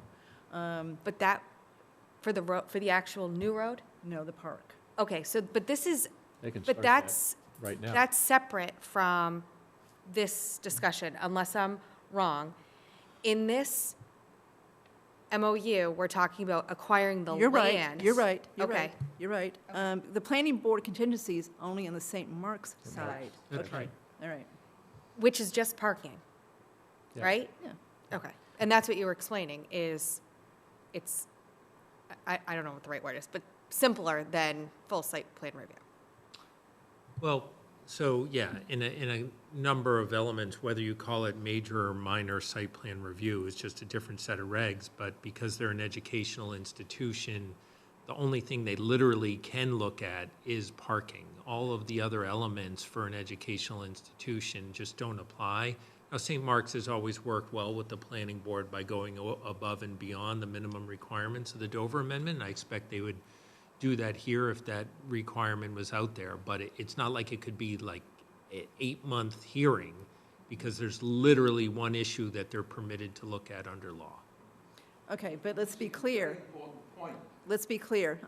The school needs to get their planning board approval before this is effective. So they do have to get their planning board, anything that they have to do, what you described, they've got to get that done too before the actual closing takes place. Unless, in the interest of expediting, they would be willing to forego that. I mean, again, I would view, with all due respect to, I do a lot of Dover Amendment work, and with all due respect to the good work of the Southborough Planning Board, it's really kind of a no-brainer at the end of the day. So if they decided, like, let's get the land swap done and then we'll get this perfunctory site plan review, it's really just a trading of parking spaces for them, and it's not a major review element to it, then perhaps they would be willing to expedite along those lines and avoid that and just do that on the back end. If, on the other hand, they wanted to maintain that, it was their insertion after all, then so be it, yeah. And maybe we could commit them to a schedule to getting that done,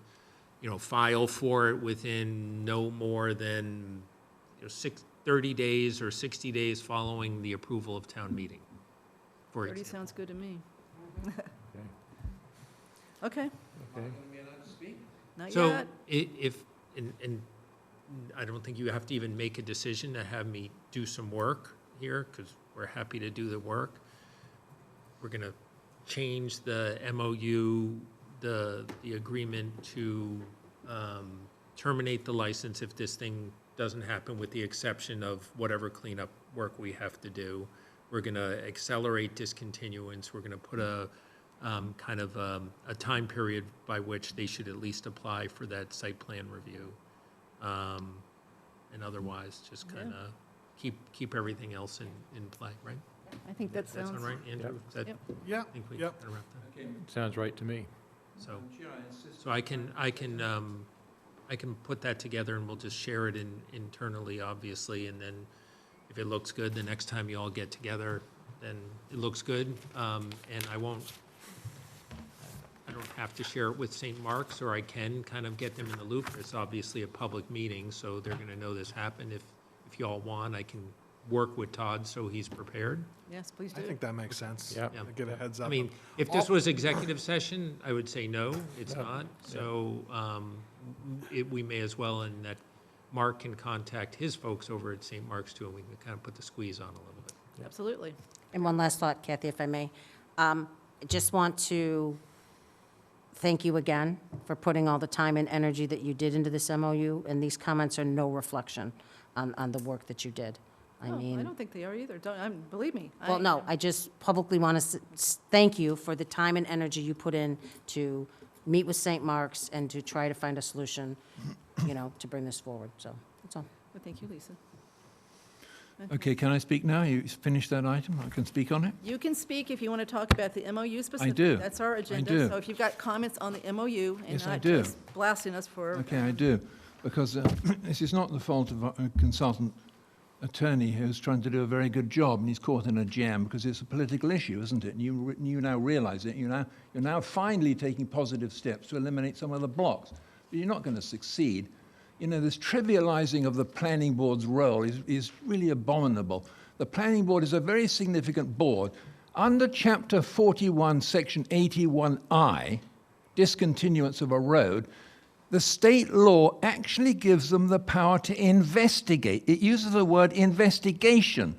It literally uses the word investigation.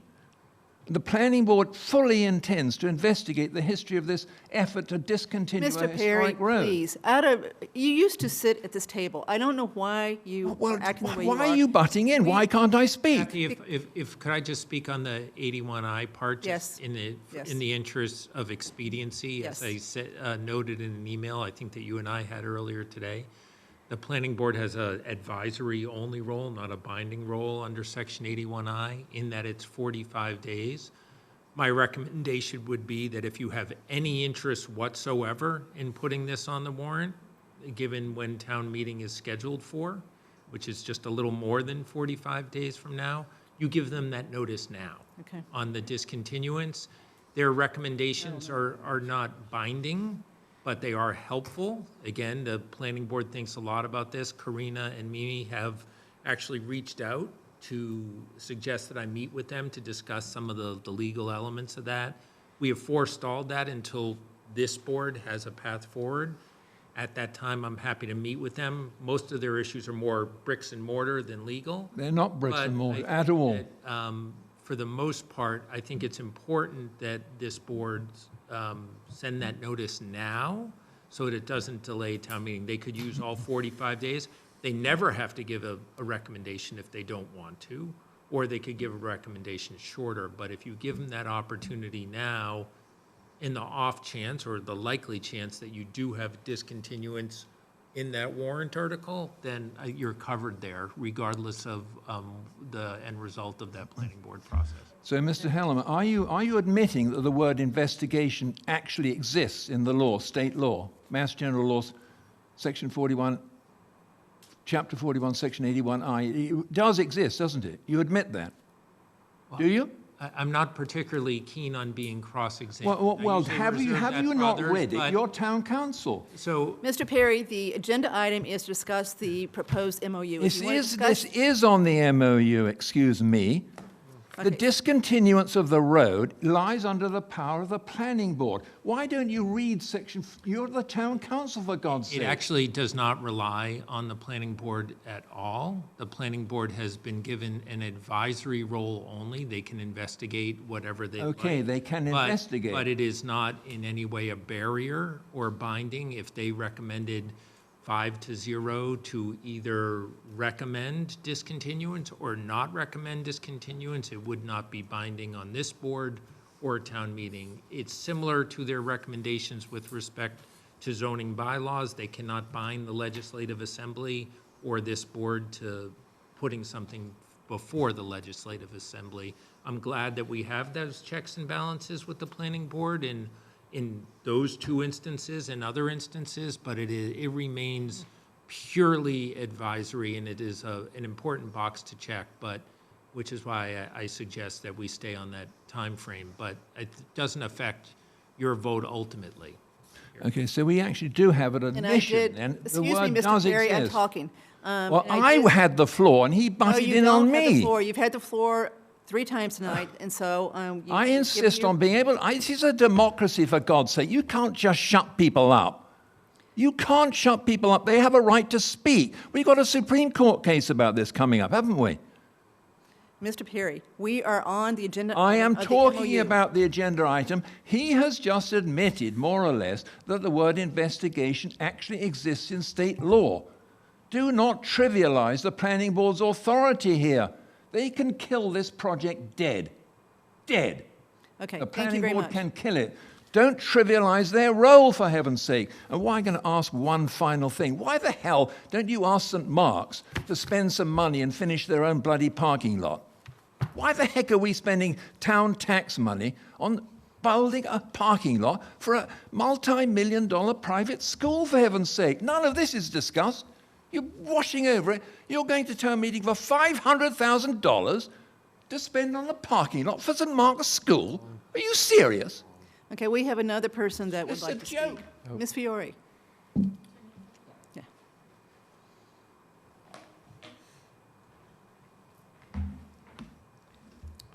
So my head's spinning a little bit. I have a couple questions about Okay. this.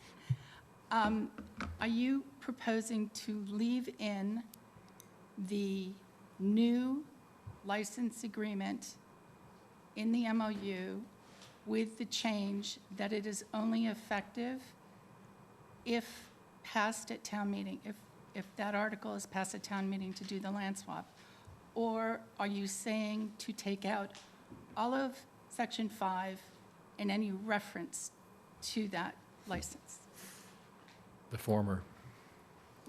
Well, we've talked about both, so I wouldn't say the form. We've talked about both. I was confused on how. Yeah, so we talked about both. And given that we may be able to accelerate the time so that we could start work in a reasonable time after town meeting, making sure that we are on the E.H. Perkins schedule where we need to be to so we don't lose them, got a good growing season, we may be willing, when we come back next week, to get rid of all reference to license. That's one choice. The other choice was to leave it there, only to do what you just said. So both things are things we talked about tonight. So you're. But you haven't decided, No, we're not going to vote tonight. We're going to think about it. We're going to wait a few more days and think about it. So, Mr. Solomon, you said that in regard to if the land swap fails at town meeting, St. Mark's will want some kind of retribution on that property. I certainly wouldn't use the term retribution. No, that's not the right word. They would want restoration. Is that a better word? I think it's a highly visible property. I think the town would want to make sure that there's some restoration Which of the property. I totally get. Yeah. So the issue is that you then suggested a license agreement would protect the town or protect St. Mark's, whomever, and provide that end result. So yes and no, and I'm not trying to be obsequious with this. What I suggested was, even if everything else fails at town meeting, which means the majority of the license terms goes away, we'd leave a remnant piece there that would allow us to do restorative work on that site to bring it back to essentially what it was prior to the disturbance. But nothing more, nothing less, not for completion of the work, just to essentially get that back into its proper grade and basic. And why can't that be part of number 2 on the MOU? That, which says, wait, sorry, go back to it. It says that this needs to pass at town meeting, and if it doesn't, we need to restore the property. So I don't really care. I'm not trying to, again, it doesn't matter to me where it is. It matters. It could be another paragraph. Regardless, if we retain that permission, which in all legal terminology would be a license, we can put it in paragraph 2, 3, 4, 5, 6. It doesn't matter to me, wherever it flows the best. It's a remnant that I think would probably stay in there. I don't really care where we put it. So it could go to 2, it could be a new 5, it could be a new paragraph at the end. I'm not an attorney, and I don't think the majority of people that are residents of this town and pay taxes are attorneys either. I think I would be more comfortable if in item 2, there was some kind of disqualifier that should this not pass a town meeting, it is the obligation of the town to restore the property. So that's up to St. Mark's. What I would like to, and I'm not going to volunteer that, nor am I going to negotiate a license agreement here in this room. What I would like to do is retain the right to restore, and whatever we work out with St. Mark's in terms of what they'd like to see for restoration there on a property that is belonging to them would be subject to further discussions on a scope of work, because it would have to be paid for And I don't think I would want to commit in this agreement, and St. Mark's may ask us to commit to exactly what that looks like. I just want to retain the right to do that. How that happens and what those obligations are is subject to further negotiation with them. So I don't believe you were town council last spring at that town meeting. I was. Yes, you You was. were? Okay. It wasn't pretty. I And- do not disagree with you.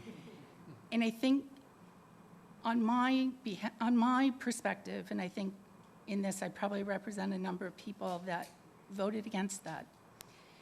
The issue was that it was a license. The issue was that there was a license in place that town meeting had nothing to do with. This was a project that took off with no knowledge of residents. It was kind of rammed through in more ways than one. And the license protected that. And the real problem that we had, or I had, I don't tend to speak for everybody else, was that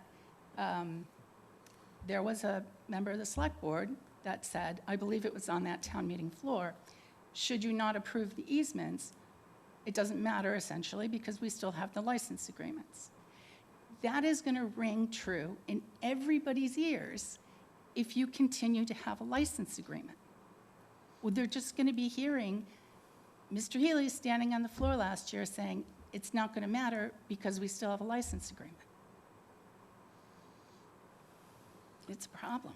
That's a position to take. There's not a legal statement in there or a legal question, so there's no need for me to respond to it. Okay.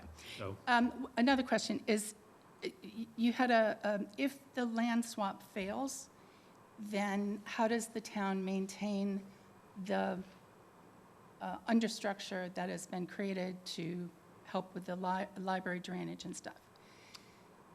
Instead of, again, another license agreement, couldn't there be an easement that is just granted to the town by St. Mark's, that should there need to be work done on that understructure or maintenance, that St. Mark's grants an easement to the town to do that work? there's some easements that can be done without the benefit of town meeting. It's not clear to me that that would be one of them. But again, I would to have to keep think the- about that. Some drainage easements can be accomplished without town meeting. But it's unclear to me without knowing a little bit more about that one, whether it could be done in that way. I would have to look at it. But again, it would be a way to keep the word license agreement out of it by creating an easement. I'm just, Yeah, I mean, in my mind, they're equivalent, but I understand the stigma attached. But the town meeting still has the right, Ms. Fiore, to actually stop the project. I think that was the point. So if town meeting says we're okay with going forward with it by approving the land swap, then there are other things that need to happen or make it much more convenient to go forward in a way that saves the town money in terms of getting the contractor to do the job for the No, for the price, et cetera. I totally. And part of that go forward involves a license, but it's a very different license than what we have in place now, which is much broader and not under control of town meeting. Which Well, this that's is. if you keep that in versus taking out all reference to a license agreement and, you know, as Ms. Cook said, But going we in can't with do no the plan work. B. Yeah, we can't, if town meeting says go forward with a land swap, we really can't do the work that we need to do without the license to do the kind of things that need to happen before the actual deeds are conveyed and so on and But so forth. we just discussed that's not So a we just speed up that terribly long process. period That's of the way you time. just speed it up. We do everything we can to speed up every Yep. aspect of that. I don't know what the best solution is. I think this project is a mess. I think everybody agrees it's a mess. It's a mess visually when you drive by it. It's a mess because of the involvement with the state and the grant and the lack of consideration to the people of the town in the planning of it. But I also don't think we can turn back the clock. We can't start over. We can't do away with the work that's already been done and pay to undo it. I think we have to compromise and move on from there.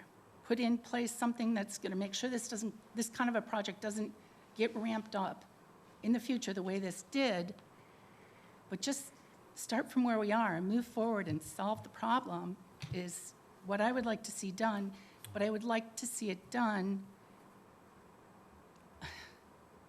in the most friendly way to the most respectful way to the taxpayers. I have one other question regarding this. Could you just please confirm to me that in this MOU where it says that the land, I don't know what section it was. Hold on. Number 12. If you could just confirm for me that when this says the town and the school each acknowledge that they have inspected the town property and the school property as the case may be, and that they are satisfied with the results of the inspection, blah, blah, blah, the property, town property and the school property, as the case may be, in as-is condition, with all faults as of the date of this agreement. The way I read that section, it says to me that when this agreement is signed, the MOU is signed between St. Mark's and the town. That is the date of the as-is condition. And then moving forward, any responsibility for the park, the road, all of that falls upon the town. And I want to also confirm that no money will be spent to remove an old road or to enable the construction of whatever St. Mark's deems to use with their property. I.e., when we give them the land, when we switch the land, we are no longer going to spend one single penny on engineering, on design, on construction, on removing a road, on grading, on graveling, none of it. Can we confirm that? I'm not in on the, I don't have any knowledge of the particular expenditures and who's responsible for which particular items. That's not something that I've worked on, how that construction sequencing is working. That's part of the grant and the scope of work. It's not an issue that's covered in the MOU. But That's a separate part of the project overall.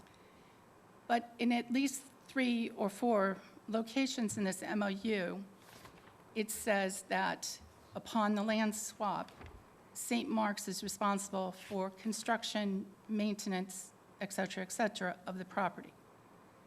That says to me, the town is not going to do it. And I just want that confirmation from you as a board that we are not going to spend tax dollars on this. As you know from the very beginning, my real problem with this project was that the intent was to spend tax dollars and town money, granted money from the state, whatever, on private property. Yes, a land swap is going to certainly appease that issue, which by law, you cannot spend town money on private property. Not true, but we can have that conversation later. But I thought it said, I thought that this is in here, that everybody takes their land and they their own land, do their thing to it. It is in I here. just want verbal confirmation that that is true, because that is the way I am reading this document. And as I said, I think there's 3 or 4 instances where it essentially says that, but I'm not an attorney, so I don't know whether I'm reading it properly. So I'm just looking for confirmation that once the land swap is completed, the town will spend 0 money on that property. Meaning that property, meaning the On St. Mark's. St. Mark's Yeah. new land that property. St. Mark's would be acquiring. Correct. So if you look in paragraph 2, it basically says that it ends by saying, "Said improvements to include the construction of a parking area and completion of landscape improvements." Andrew, you're an attorney. Read second paragraph. Second Whereas- paragraph. Yes, the second paragraph, whereas the school. desires. Yes, Read correct. that. I read that the same way. Yes, I I'm just. curious if someone reads it differently. I want confirmation from you all that Lisa and I are correct in the way that we're understanding it. Well, that's what I think it says in here. That's what I think. Do you want a copy? I'm looking at it right now. Yeah. Yes, I totally agree with this. Why will the town spend money on the blue? They're not going to. They're not going to. So- Is the point, I think. The only thing I'm unsure of, and the reason why there's hesitancy, certainly post-swap, everyone's responsible for their own property. What I don't know is whether or not there's any of the work that would be done prior to the swap that has been contemplated, whether that included things that benefited both parties in terms of grading or otherwise. So I can't sit here and say, there are 3 essential project areas on the plan. The first is the land we're getting from St. Mark's, which includes the relocated road in the park. The second is the town land, the right-of-way that would be giving to them. And the third is that little triangle in between, which is their current property. We're not doing work on their current property. As I understand it, there's no work, that's entirely their own, is my understanding. I just don't want to misstep and say that there hasn't been work that's benefited both parties that the town has undertaken. I think it's pretty clear that it's contemplated that they do work on their property that they come to own, and we do work on our property that's in the agreement. I just don't know until that time happens, or with respect to the work that's happened so far, if any of the money that we've appropriated, to Sam's point, has gone into a public purpose that might have incidental benefit for both parties. So that's my only hesitancy there. I have no quarrel noting that the parties' agreement contemplates finished work on their own property. Yeah.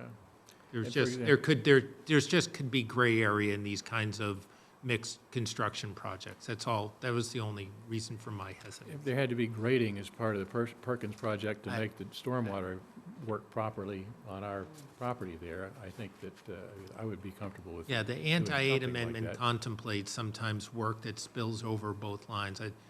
So if we wanted to clarify that, we could, to draw a more fine line. My guess is that there's some small elements of construction that might benefit both properties that we're undertaking because it ultimately fulfills the town's purpose of making a better road with better drainage and gets us to a park.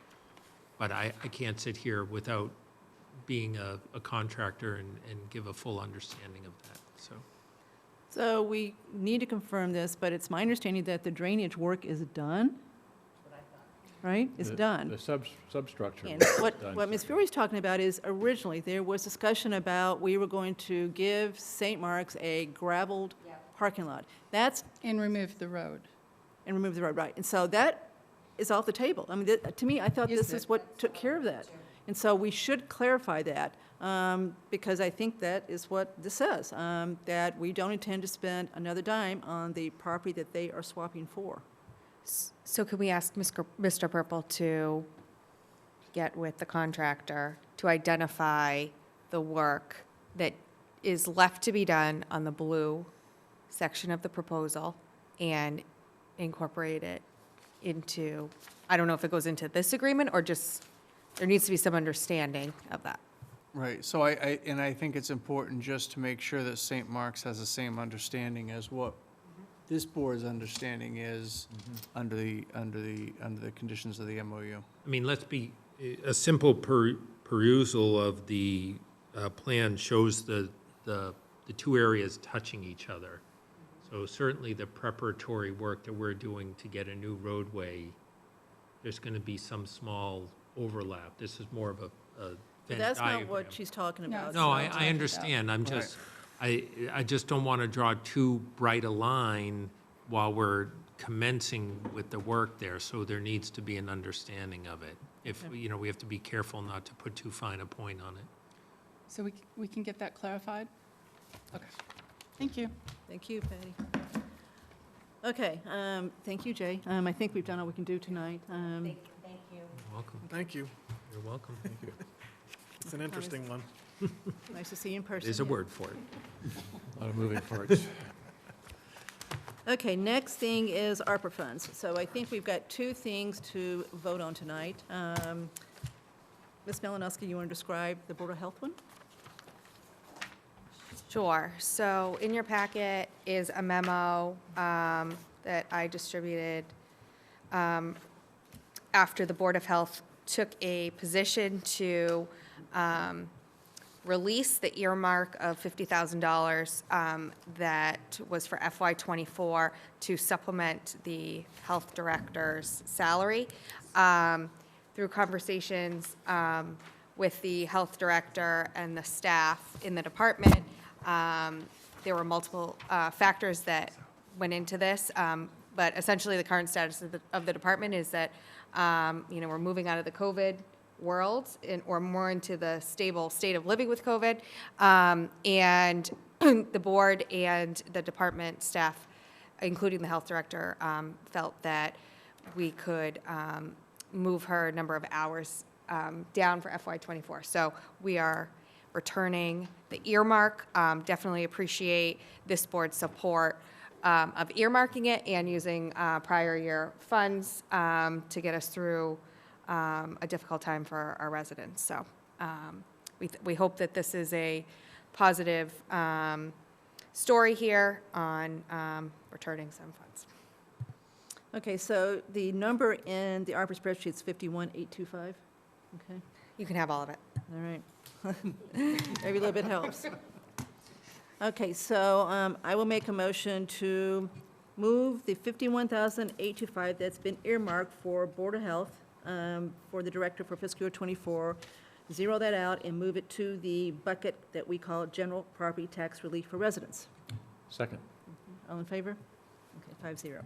Okay, the second one is one that Jay Montijo has requested that would allow us to have a second room in the training room of the public safety building that would be wired similar to this one and not have to use the OWL system. So it'd be another good place to have meetings that we should be able to do a really good, solid sounding hybrid meeting. It's $30,000. So you've got the memo in your packet as far as his request goes. He requested it specifically to come out of the Wi-Fi upgrade bucket, which we've got 240,000 still left in. We've always designated 10,000 to start doing the survey. We've got 240 left in it. I guess he feels like he's got plenty of money in that for that one. The other bucket, which is under his jurisdiction, is the website upgrade, and there's only 28 left in that, and so he didn't want to take that just in case there's some overage as far as that goes. Right now, we don't need it, but he doesn't know how it's going to end up. So he preferred to come out of the 240,000 Wi-Fi upgrade bucket. Yep, I think that's an important function there for, Yeah. again, transparency and public involvement, so Yeah. money well spent. Anybody have any issue? No, I mean, I assume it's going to be easy to use, right? So that someone who you won't need. Yeah. Probably depends on the user, but that's what the goal is, right? He says so. Okay, the idea you won't need to call Jay or Hassan. That's every what he's time. hoping. Start this thing. That's what he's hoping. That's what we're trying to get to. Call I've Terry. dealt with that a lot, and we don't. I don't want to bother him anymore.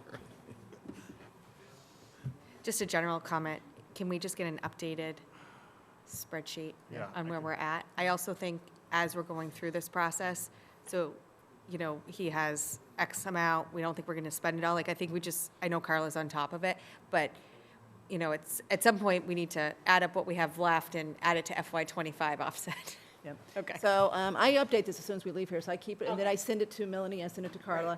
And then Carla is watching to make sure we get it spent. It's one thing to approve it, it's got to get spent.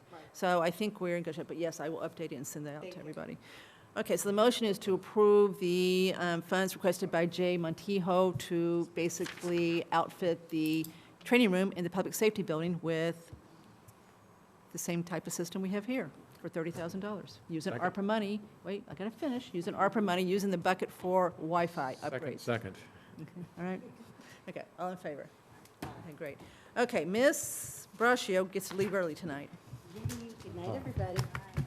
Good night. Good night. So Ms. Brascio is leaving again because we're about to talk about the DPW superintendent replacement process. Bye, Lisa.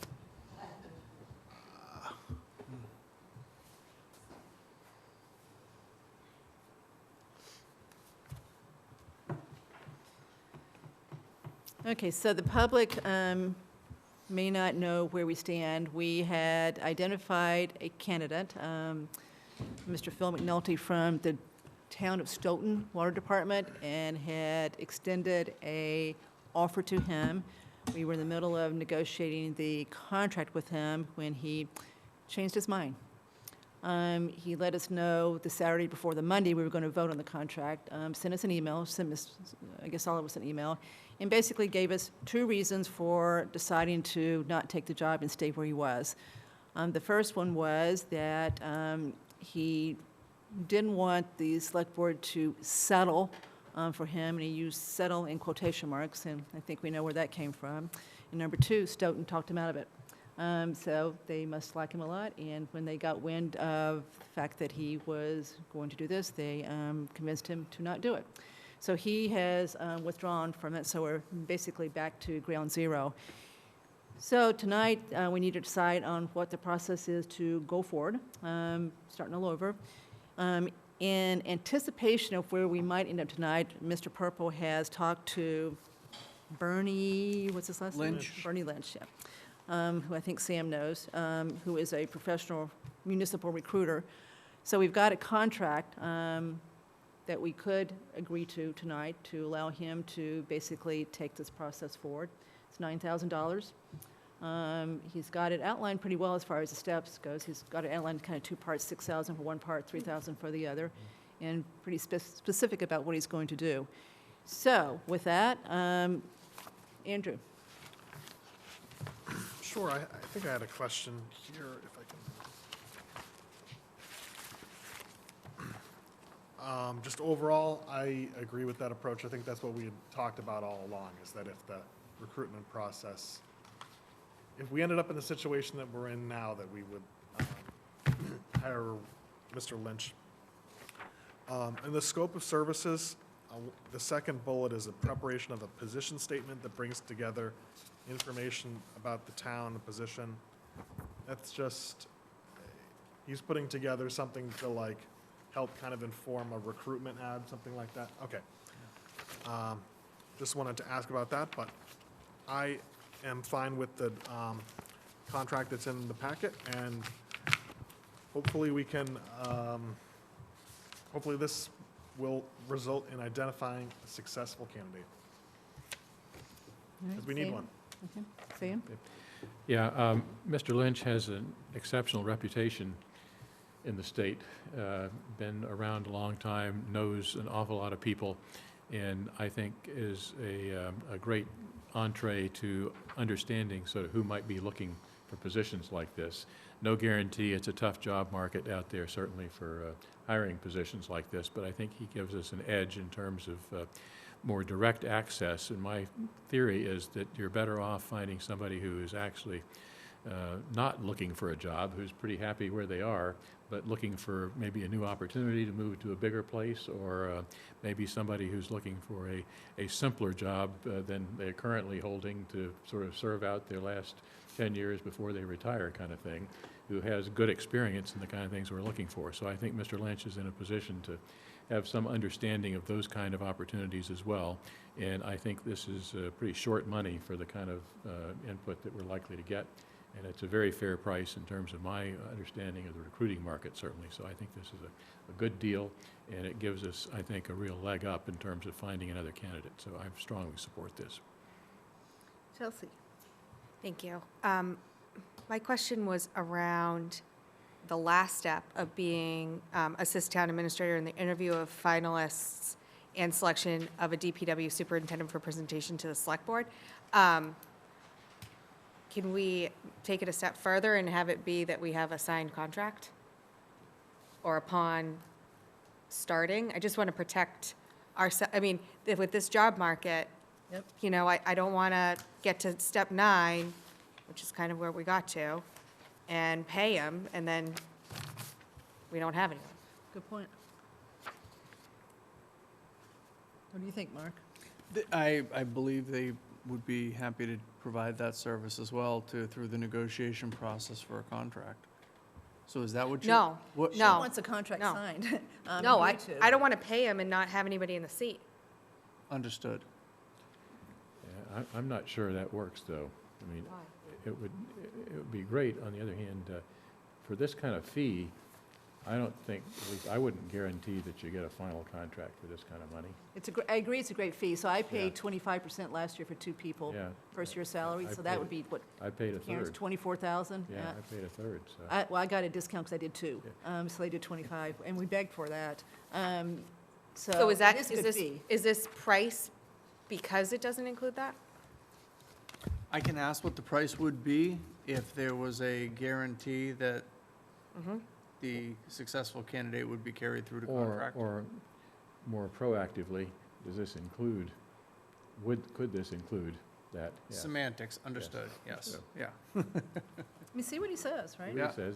It doesn't hurt to ask. but Sure. I guess I certainly wouldn't do it, but maybe he will. No, it's- I just think we need some guarantee. It would be great. If this was round 1, I may not have thought of that, but, you know. Yeah, I don't know. They could Well, you also didn't quit sit a there, month later you too, didn't and we're sit still there. back. Yeah, but you didn't sit there and Doesn't try to hurt to- negotiate. Doesn't hurt to ask. So you'll check? I will check. But we're in favor of doing this. Do we need to vote on this, or Yeah, we should vote on hiring Bernie Lynch proceeding? to Yeah. find us So a what if VP. it's more to have I think this is the right approach. I'm just, Yep. you know. Well, we have a meeting coming up in 1 week, right? Yeah, so we Yeah. can wait. Ask. So you won't get the answer, then we'll Sure. officially vote on hiring Bernie Lynch Okay. next Tuesday. Sounds good, thanks. So if you wanted, one other thought, if you wanted to vote contingent on that being included, Okay. therefore, if it is, we can move. Yeah. If not, we Okay. can bring it back and the board can understand that at the next meeting. I'm just Good. thinking time frame. Now, I look, just a comfort level piece, have had conversations with Mr. Al-Khatib, who is currently acting as interim. You know, he's happy to stay on as we need him. He does have, you know, a vacation scheduled of a week at some point during the month of March. That's fine. He's only paid for the time he's here. I'm not paying for his vacation.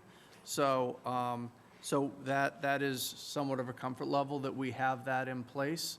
Good. Like I said, so that's one piece that we're not gonna have to worry about. So let me check, with Mr. Lynch as to, is that piece inherently included? And if so, can we expressly put that in here? But we've not posted the job again on any. of the We've not, sites. we've not posted the job yet, no. Okay. So are we going to wait to officially find out what he says? Are we going to go ahead and vote contingent, that we're okay with this contingent on him adding the next step in, taking us through? That's yours, actually? that's your call.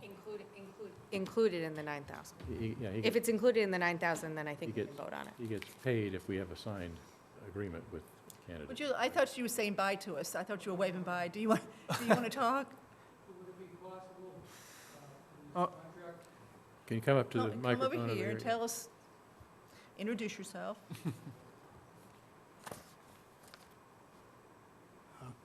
In negotiating this contract with this gentleman, would it be possible to put in the contract that he has to provide at least 2 candidates?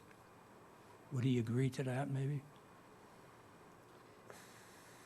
You know, you're worried about not getting anybody, but Yeah.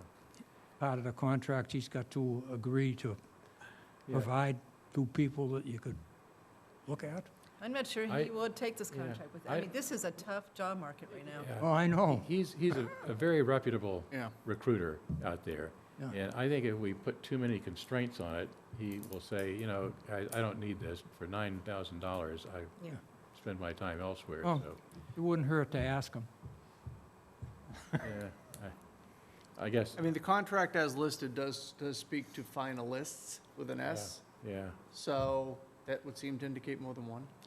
I guess my bias is not to push the point, I guess. So, thank you, John, but I don't think that's Okay, so helpful here. we just want to wait to vote next Tuesday when we get the question answered, right? Okay, That's done. fine. If it was going to be 2 weeks, we'd probably go ahead, but Sure. it's only a week. Sure. Okay. All All right, I think that's it. Any more public comment tonight?